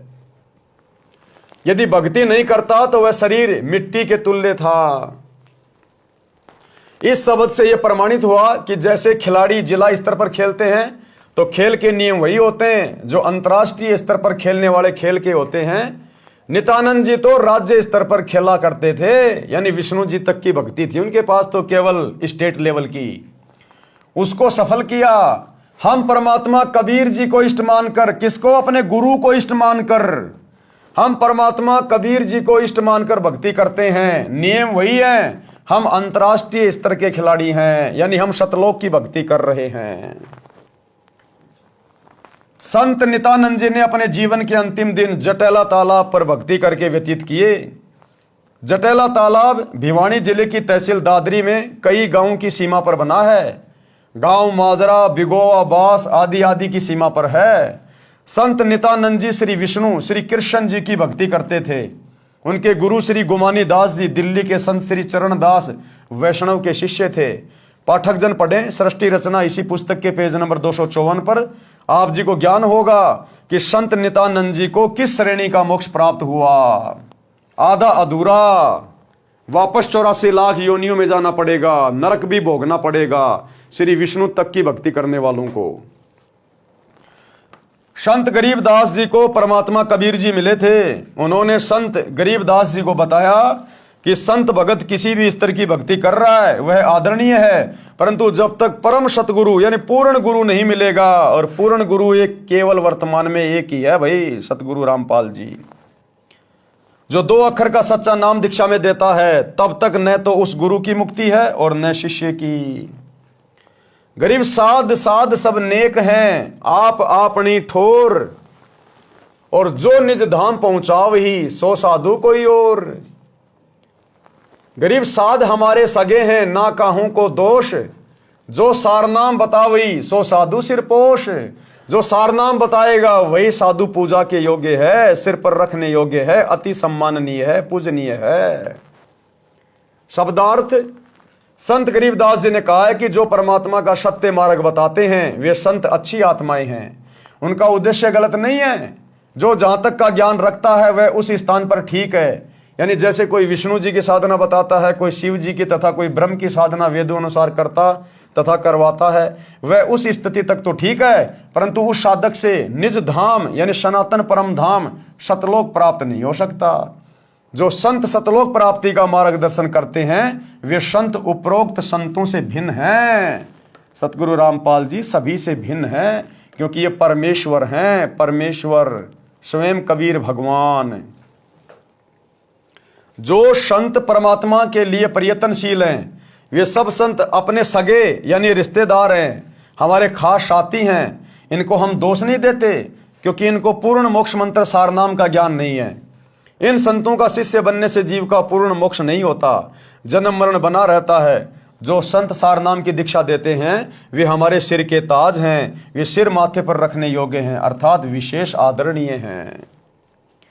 श्री विष्णु जी का स्वयं जन्म मरण रहता है तो उपासक को वह मोक्ष नहीं मिल सकता, जो गीता अध्याय 15 श्लोक 4 में कहा है कि तत्वदर्शी संत से तत्व ज्ञान प्राप्ति के पश्चात परमेश्वर के उस परम पद की खोज करनी चाहिए, जहां जाने के पश्चात भगत फिर लौटकर संसार में कभी नहीं आता।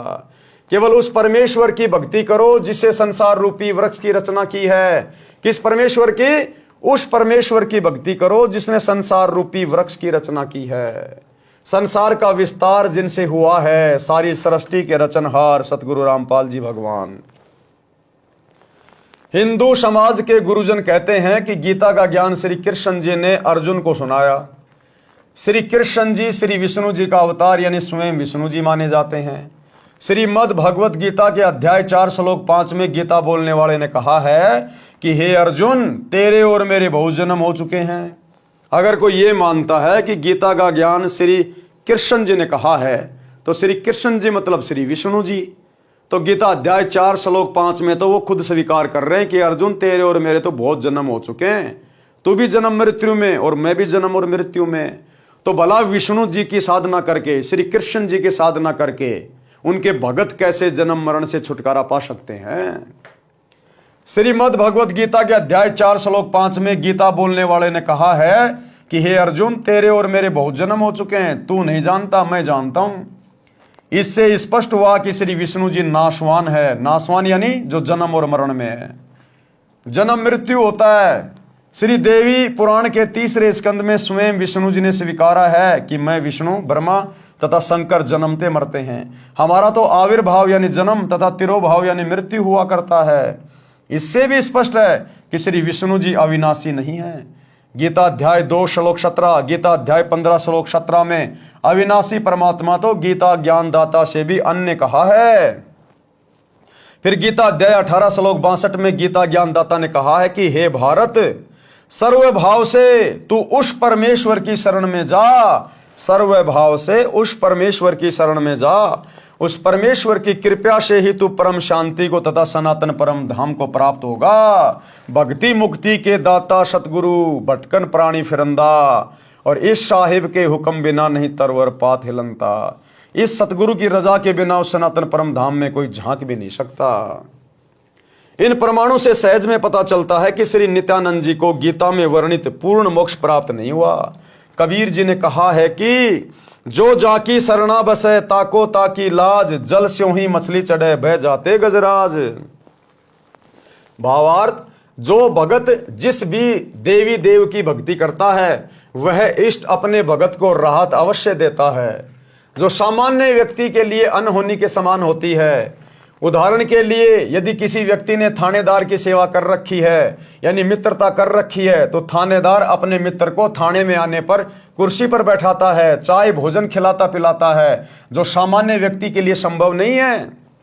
यह सामान्य व्यक्ति के लिए अनहोनी से कम नहीं है।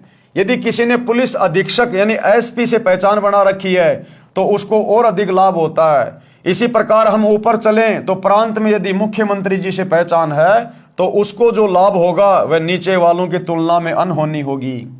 इसी प्रकार यदि देश के प्रधानमंत्री जी से मेल हो जाए तो लाभ का वार एन पार नहीं। इसी प्रकार यदि सत्य पुरुष कबीर परमात्मा सतगुरु रामपाल जी की भक्ति मिल जाए तो यहाँ की नीचे की शक्तियां तो हमें वो दे नहीं सकती जो ये परमात्मा दे देगा, फिर तो हमारे वारे न्यारे हो जाएंगे।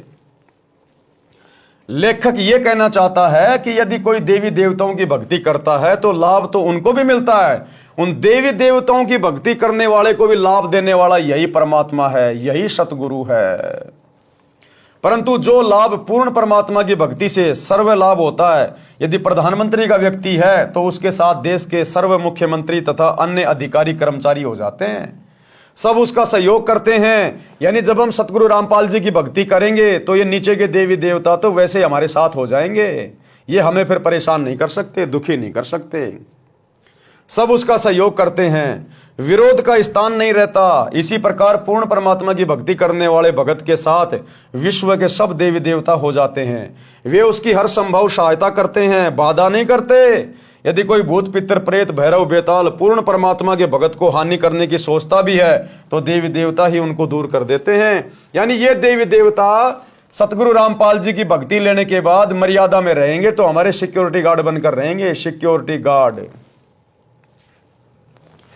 और बताते हैं कि तुम्हें पता है ये किसकी शरण में है, फिर वे शैतानी शक्तियां भय मानकर कोई हानि करने की हिम्मत नहीं करते। यदि गलती से किसी भूत प्रेत ने कुछ छेड़छाड़ परमेश्वर के भगत से कर दी, किस परमेश्वर के भगत से? सतगुरु रामपाल जी परमेश्वर जी के भगत से, तो उसे परमेश्वर के गण पकड़ कर ले जाते हैं और पिटाई करके सलाखों के अंदर बंद कर देते हैं। परमात्मा कबीर जी ने कहा है कि एक साधे सब सदे, सब साधे सब जाए, माली सींचे मूल को फले फूले अगाए। बात अंत में भाई और बहनों वही आएगी, एक के साधे सब सदे, यानी हमने पतिव्रता पद की भक्ति पे आना पड़ेगा। हमने अब जून के महीने में उस नकली दाढ़ी मूंछ वाले कागज के कबीर को इष्ट मानकर कबीर प्रकट दिवस मनाना छोड़ना पड़ेगा। उस दाढ़ी मूंछ वाली फोटो को अपने घर से बाहर निकालना पड़ेगा, लॉकेट से बाहर निकालना पड़ेगा। हमने उन फोटोओं को दंडवत भी नहीं करना। हमने पतिव्रता पद पे आना है, हमारा पति हमारा गुरु है, ये हमारे इष्ट हैं, हमारे परमेश्वर हैं, हमने इस पद पे आना पड़ेगा। एक के साधे सब सदे, एक सतगुरु की भक्ति करने से, इनको साधने से सब की भक्ति सफल हो जाती है। और सब साधे सब जाए, और यदि हम सब की भक्ति करते रहेंगे, सभी को मानते रहेंगे, गरीबदास जी का भी बोध दिवस मना रहे हैं, और दाढ़ी मूंछ वाले कबीर जी का भी प्रकट दिवस मना रहे हैं, और अपने गुरु जी को भी कह रहे हैं हमारे गुरु जी भगवान है, परमात्मा है, तो परमात्मा कहते हैं फिर तुम्हारा सब कुछ नष्ट हो जाएगा, बर्बाद हो जाएगा। एक के साधे सब सदे, सब साधे सब जाए, और माली सींचे मूल को, जो माली होता है, जिसको प्रोसीजर का पता होता है, माली यानी भगत, जिसको वास्तव में ज्ञान हो गया, वो तो मूल की पूजा करेगा। तो भक्ति का मूल हमारा सतगुरु है। तो फले फूले अघाए, उसके बाद देखना कैसे भगत की भक्ति रूपी बगीची फूलों से फलों से लदपद हो जाएगी। शब्दार्थ, आम या अन्य पेड़ के पौधे की जड़ को जमीन में गड्ढा बनाकर रोपते हैं, जड़ की सिंचाई करते हैं। एक जड़ को साधने यानी पूजा करने से पौधे के सर्व अंग विकसित होते हैं। पौधा अच्छी तरह फलता फूलता है। पौधा पेड़ बनकर छाया, लकड़ी तथा फल देता है। यदि उस पौधे की शाखाओं को जमीन में गड्ढे में रोपकर सब शाखाओं की सिंचाई करेंगे और मूल की सिंचाई नहीं करेंगे तो सब कुछ नष्ट हो जाएगा। जगत वाले भाई बहनों को समझाने के लिए गुरुदेव कह रहे हैं, यदि सतगुरु की शरण में आने के बाद आपने उन पहले वाले देवी देवताओं को पूजना जारी रखा तो समझो आप तो पेड़ को टहनियों की ओर से जमीन में गाड़ रहे हो, और आप तो पेड़ की टहनियों में पानी डाल रहे हो, खाद डाल रहे हो, वो पेड़ सूख जाएगा। आपने पेड़ की जड़ में खाद पानी डालना पड़ेगा। जिससे आपने भक्ति ली है, जो आपका सतगुरु है, वो इस भक्ति रूपी पेड़ की जड़ है। जैसा सतगुरु कहे हमने वही भक्ति करनी है, वैसी करनी है, तब हमारा ये भक्ति रूपी पेड़ फलेगा फूलेगा। यदि पौधे की शाखाओं को जमीन में गड्ढे में रोपकर सब शाखाओं की पूजा करेंगे और मूल की सिंचाई नहीं करेंगे तो सब कुछ नष्ट हो जाएगा। माली यानी पौधा रोपण का जानकार, जिसे माली कहते हैं, वह मूल की ओर से पौधे को जमीन में लगाता है, मूल की सिंचाई करता है, लाभ लेता है। इसी प्रकार तत्वदर्शी संत संसार रूपी पौधे की मूल यानी परम अक्षर ब्रह्म को इष्ट मानकर पूजा करता तथा करवाता है। वह उस एक की पूजा करके सर्व देवों को साध लेता है। सभी देवता उसी सत्य पुरुष की आज्ञा में चलते हैं, साधक का कार्य सिद्ध करते हैं। यदि सब देवों की पूजा करेंगे तो सत्य पुरुष रुष्ट हो जाएगा। अगर सभी देवताओं की पूजा करेंगे तो सत्य पुरुष क्या हो जाएगा? नाराज। तो सत्य पुरुष कौन है? सतगुरु रामपाल जी। और उनके रहते सहते यदि हम गरीबदास जी का बोध दिवस मनाएंगे इस भक्ति में आने के बाद, दाढ़ी मूछ वाली मुर्दा फोटो को भगवान मान के इष्ट मान के पूजेंगे, कबीर प्रकट दिवस मनाएंगे, तो भाई परमात्मा नाराज होगा, रुष्ट होगा। यदि सब देवों की पूजा करेंगे तो सत्य पुरुष रुष्ट हो जाएगा। उसकी आज्ञा के बिना देवता कुछ नहीं कर पाते।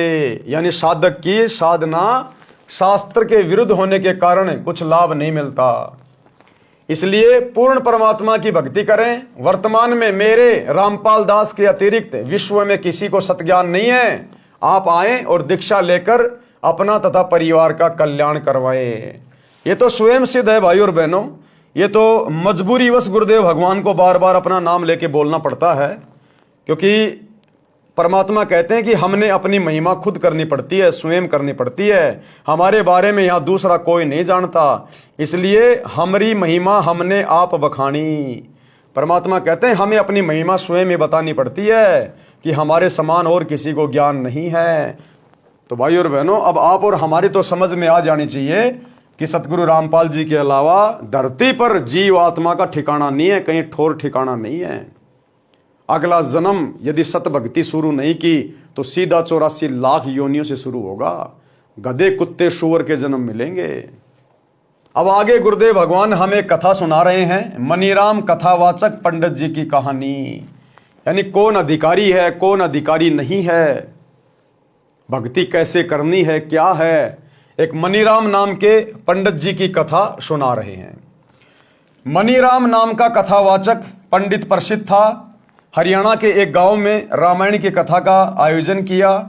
रामायण की कथा अधिक से अधिक 11 दिन में संपूर्ण हो जाती है।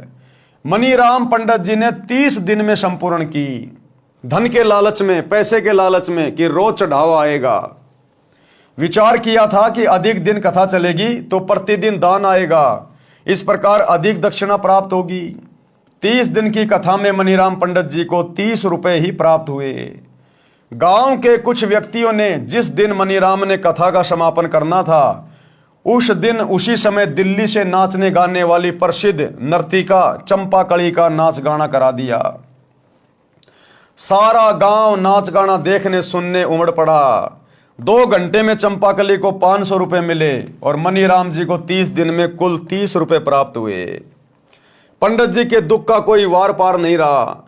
रास्ते में गांव छुड़ानी था। मनीराम जी को पता था कि यहाँ गरीबदास जी परम संत रहते हैं, उनसे मिलकर आगे चलूंगा। संत गरीबदास जी के पास गांव तथा आसपास के गांव के 10-12 भगत बैठे थे।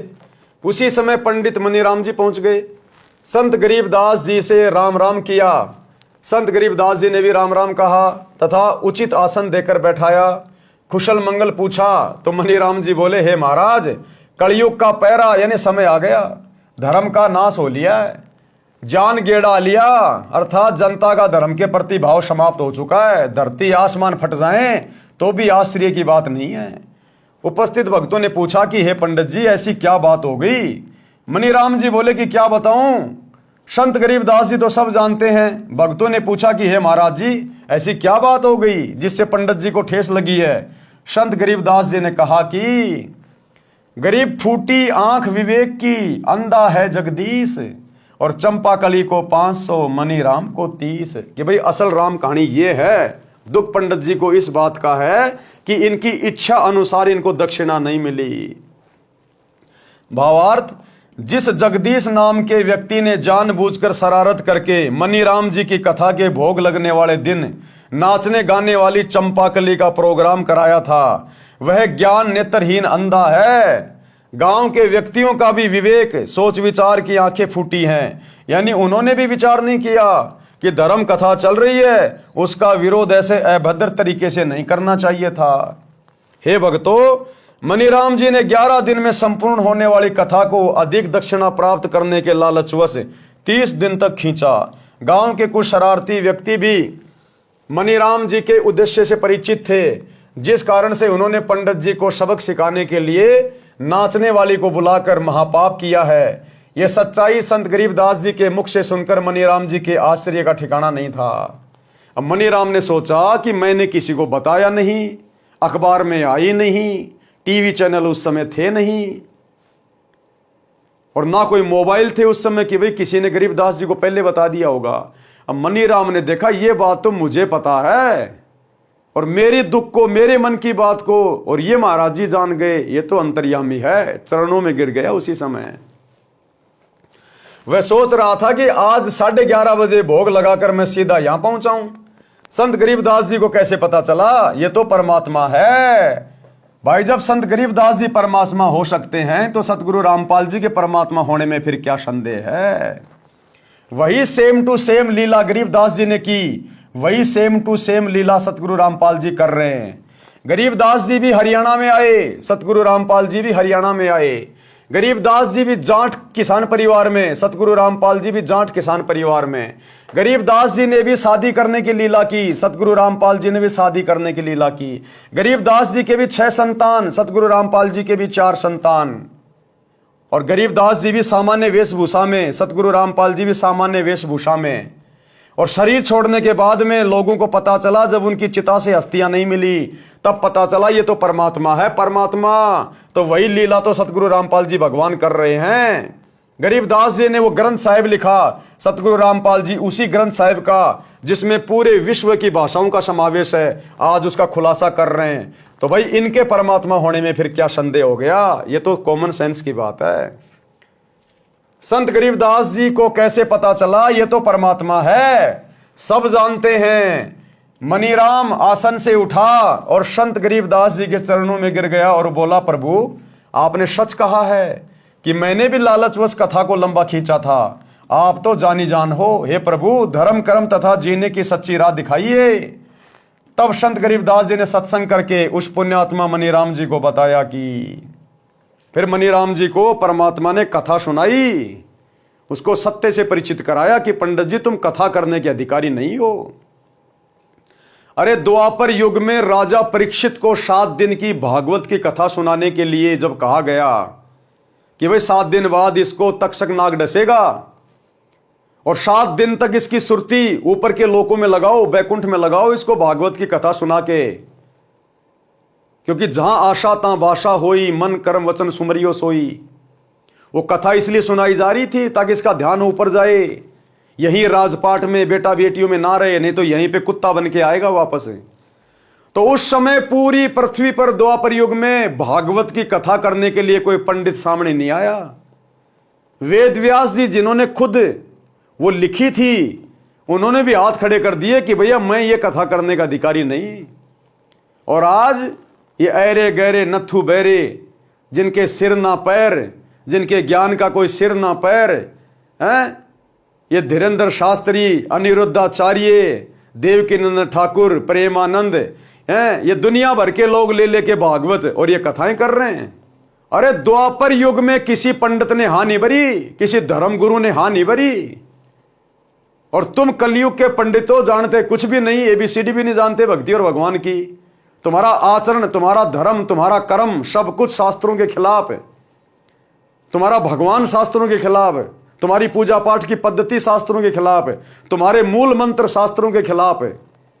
तुम कहां से अधिकारी हो जो ले लेके पोथियां बैठ जाते हो, आश्रम खोल खोल के बैठ गए, दुनिया को लूट रहे हो, ठग रहे हो, भक्ति और भगवान से दूर कर रहे हो, काल की गोद में नरक में भेज रहे हो। जब द्वापर में कोई अधिकारी नहीं था। हे मनीराम जी, आप पाठ करके जनता से धन लेते हो, ये आप पर ऋण बनता है, भार चढ़ रहा है, इसको ब्याज समेत लौटाना पड़ता है। अगले जन्म में जिन जिन से कथा करके तुम ये पैसा ले रहे हो ना, उन भक्तों के घरों में गाय बनना पड़ेगा, भैंस बनना पड़ेगा, बैल बनना पड़ेगा, ऊंट बनना पड़ेगा, सारा दिन खेतों में मेहनत करनी पड़ेगी, गधा बनना पड़ेगा, क्योंकि तुम अधिकारी नहीं हो कथा करने के। आज इस पूरी पृथ्वी पर सतगुरु रामपाल जी के अलावा किसी भी धर्मशास्त्र की कथा करने का कोई अधिकारी नहीं है, कोई भी। ये सब के सब आचार्य, शंकराचार्य, मंडलेश्वर, संत, महंत, ये घोर पाप के भागी बन रहे हैं। अगले जन्म में अपने भक्तों के घरों में गधे बनेंगे, बैल बनेंगे, ऊंट बनेंगे, सारा दिन इनको लठ मार मार के इनको खेतों में जोता जाएगा।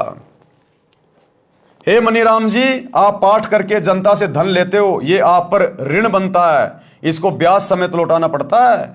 आपको यथार्थ आध्यात्मिक ज्ञान नहीं है, आप कथा पाठ तथा सत्संग करने के अधिकारी भी नहीं हो। आपने लोगों को आकर्षित करने के लिए गले में कंठी एक तुलसी के मनके को डोरे में डालकर गले में डालते हैं, जो वैष्णव पंथ की पहचान होती है, डाल रखी है। एक माला 108 रुद्राक्ष के मणकों की डाल रखी है, जो मंत्र जाप के लिए होती है, जिसे संतजन सुमरणी कहते हैं। मस्तिष्क में तिलक लगाकर रखा है, पीले वस्त्र धारण कर रखे हैं। संत गरीबदास जी ने वाणी द्वारा समझाया कि कंठी माला सुमरणी पहनने से क्या होए, ऊपर ढूंढा साध का अंतर राख्या खोए, कि अंदर तेरे को ज्ञान दो देले का नहीं है और ऊपर से तू एक नंबर का भगत बना दिखाई दे रहा है।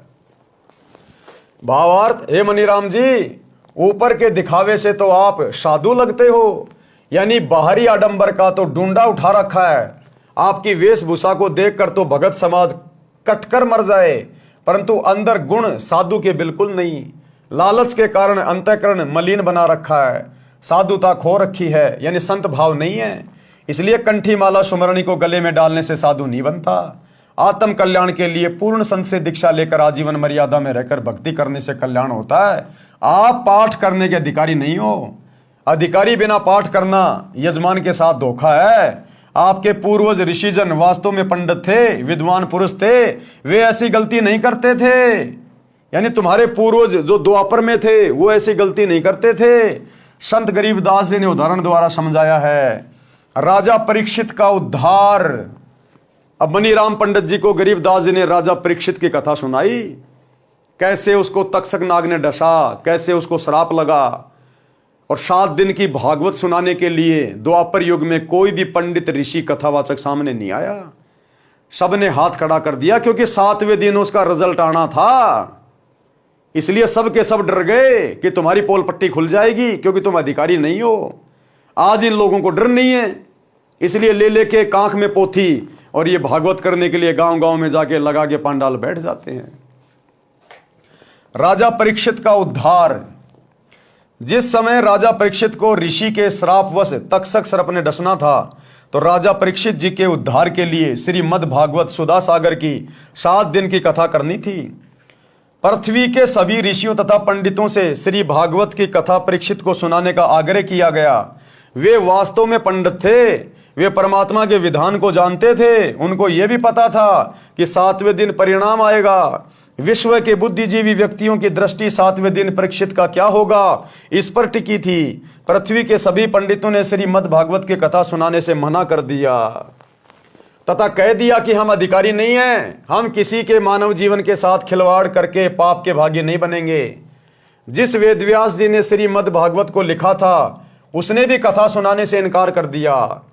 सब ऋषियों ने बताया कि स्वर्ग से ऋषि सुखदेव जी को इस कार्य के लिए बुलाया जाए, वे कथा सुनाने के अधिकारी हैं। राजा परीक्षित के लिए स्वर्ग से सुखदेव ऋषि को बुलाया गया।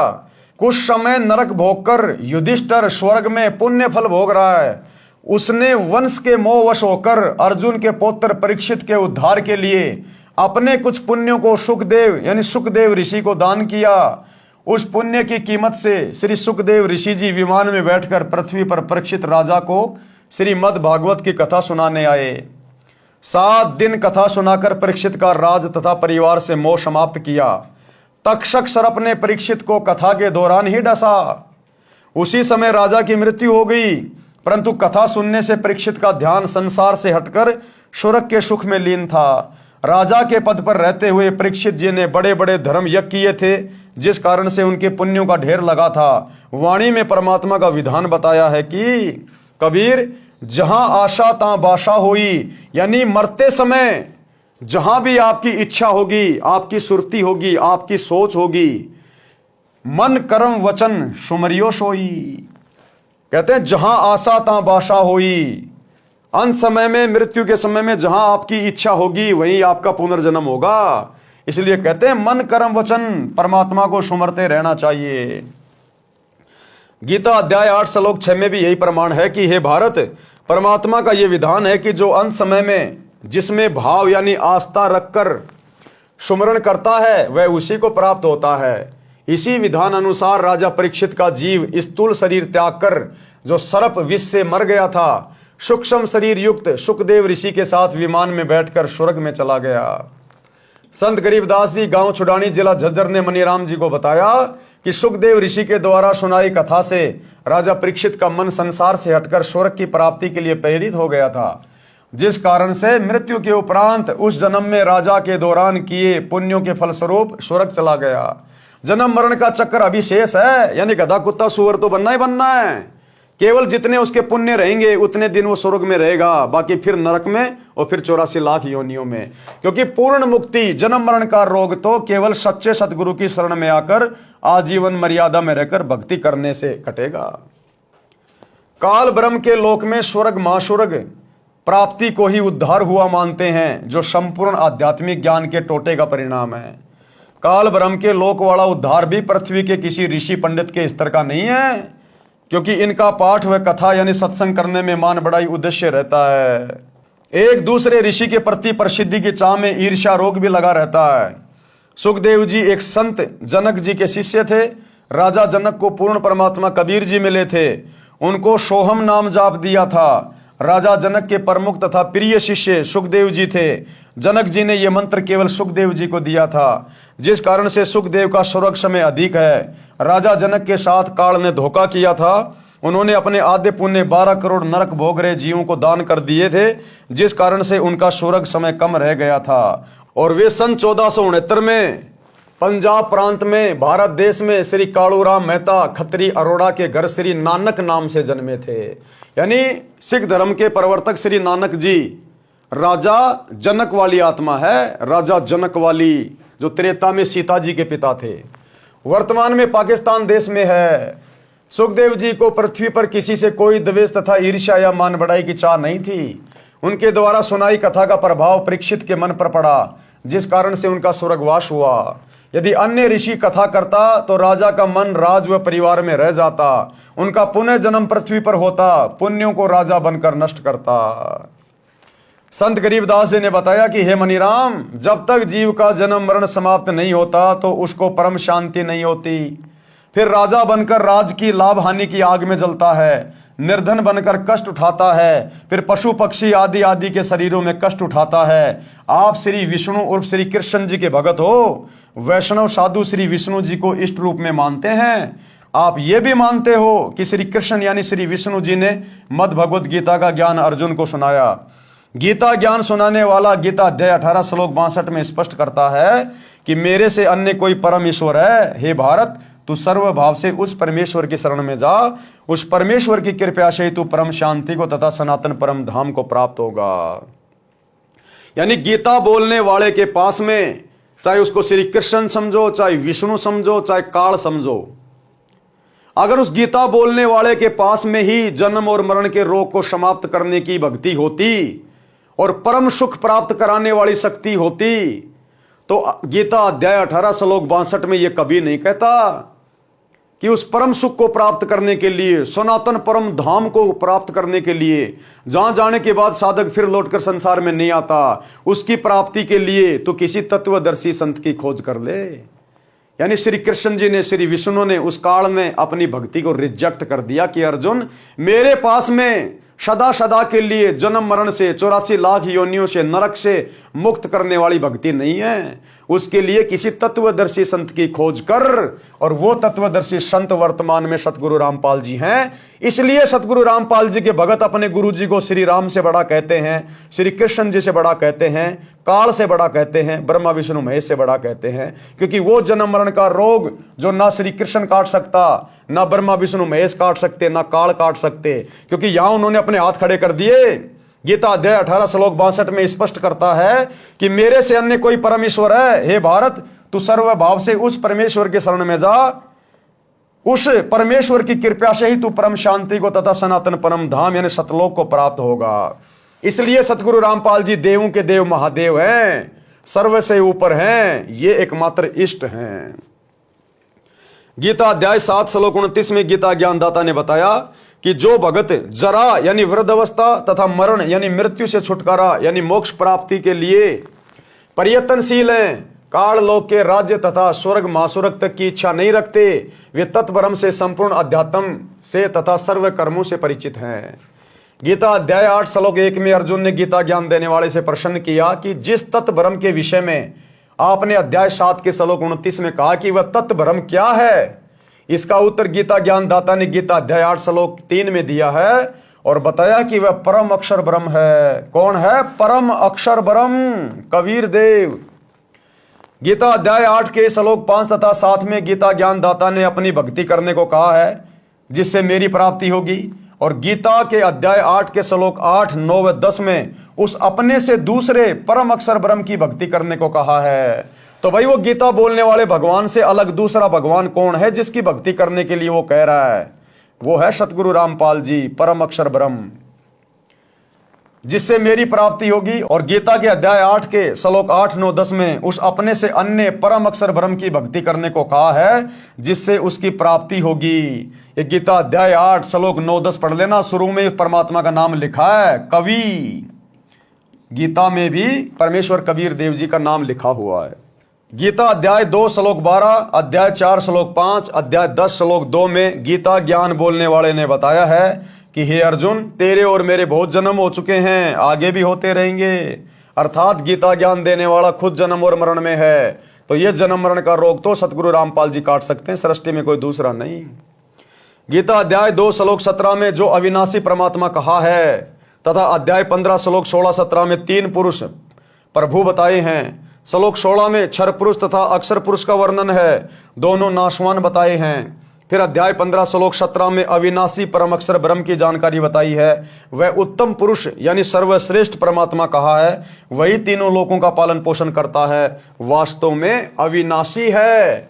गीता अध्याय 15 श्लोक 4 में गीता ज्ञान देने वाले ने स्पष्ट किया है कि तत्वदर्शी संत मिलने के पश्चात परमेश्वर के उस परम पद की खोज करनी चाहिए जहां जाने के पश्चात फिर लौटकर साधक संसार में कभी नहीं आते।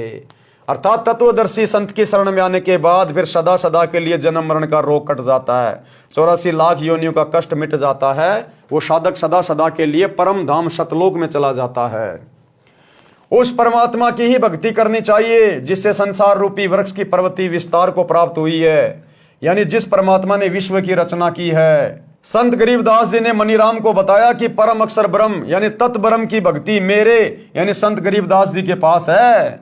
उस समय गरीबदास जी के पास थी क्योंकि गरीबदास जी भी स्वयं परमात्मा थे, और वर्तमान में सतगुरु रामपाल जी के पास है क्योंकि ये स्वयं परमात्मा है, यही स्वयं गरीबदास जी है। यदि आप जी को पूर्ण मोक्ष करवाना है तो दीक्षा लो और कल्याण करवा लो। मनीराम जी को गीता के सर्व श्लोक कंठस्थ थे, तुरंत समझ गए और दीक्षा लेकर पाखंड त्याग कर कल्याण कराया। और वर्तमान में यदि किसी को गीता के श्लोक याद नहीं है तो सतगुरु रामपाल जी ने गीता जी को पहली कक्षा का कायदा बना दिया है। आप यूट्यूब पर जाकर उनके सत्संग सुन सकते हैं, बहुत अच्छे से गीता जी को समझ सकते हैं, चारों वेदों को समझ सकते हैं, जो कि हिंदू समाज के लिए पहाड़ से कम नहीं है। लेकिन सतगुरु रामपाल जी ने अपने तत्व ज्ञान से पुस्तकें लिखकर सत्संग बना बना कर पहली कक्षा की पुस्तकें बना दी है। इतना आसान कर दिया गीता, वेद, कुरान, पुराण, बाइबल को समझना। तो भाई और बहनों, आज के वीडियो में हम केवल इतना ही लेंगे। अगले वीडियो में पंडित की परिभाषा क्या होती है हम यहां से शुरू करेंगे। तो कल रात्रि 8 बजे सभी भाई बहन फिर से जुड़िए। तब तक गुरुदेव भगवान हम सबको आज्ञा दें, इजाजत दें, आशीर्वाद दें, सद्बुद्धि दें। बंदी छोड़ सतगुरु रामपाल जी भगवान की जय हो।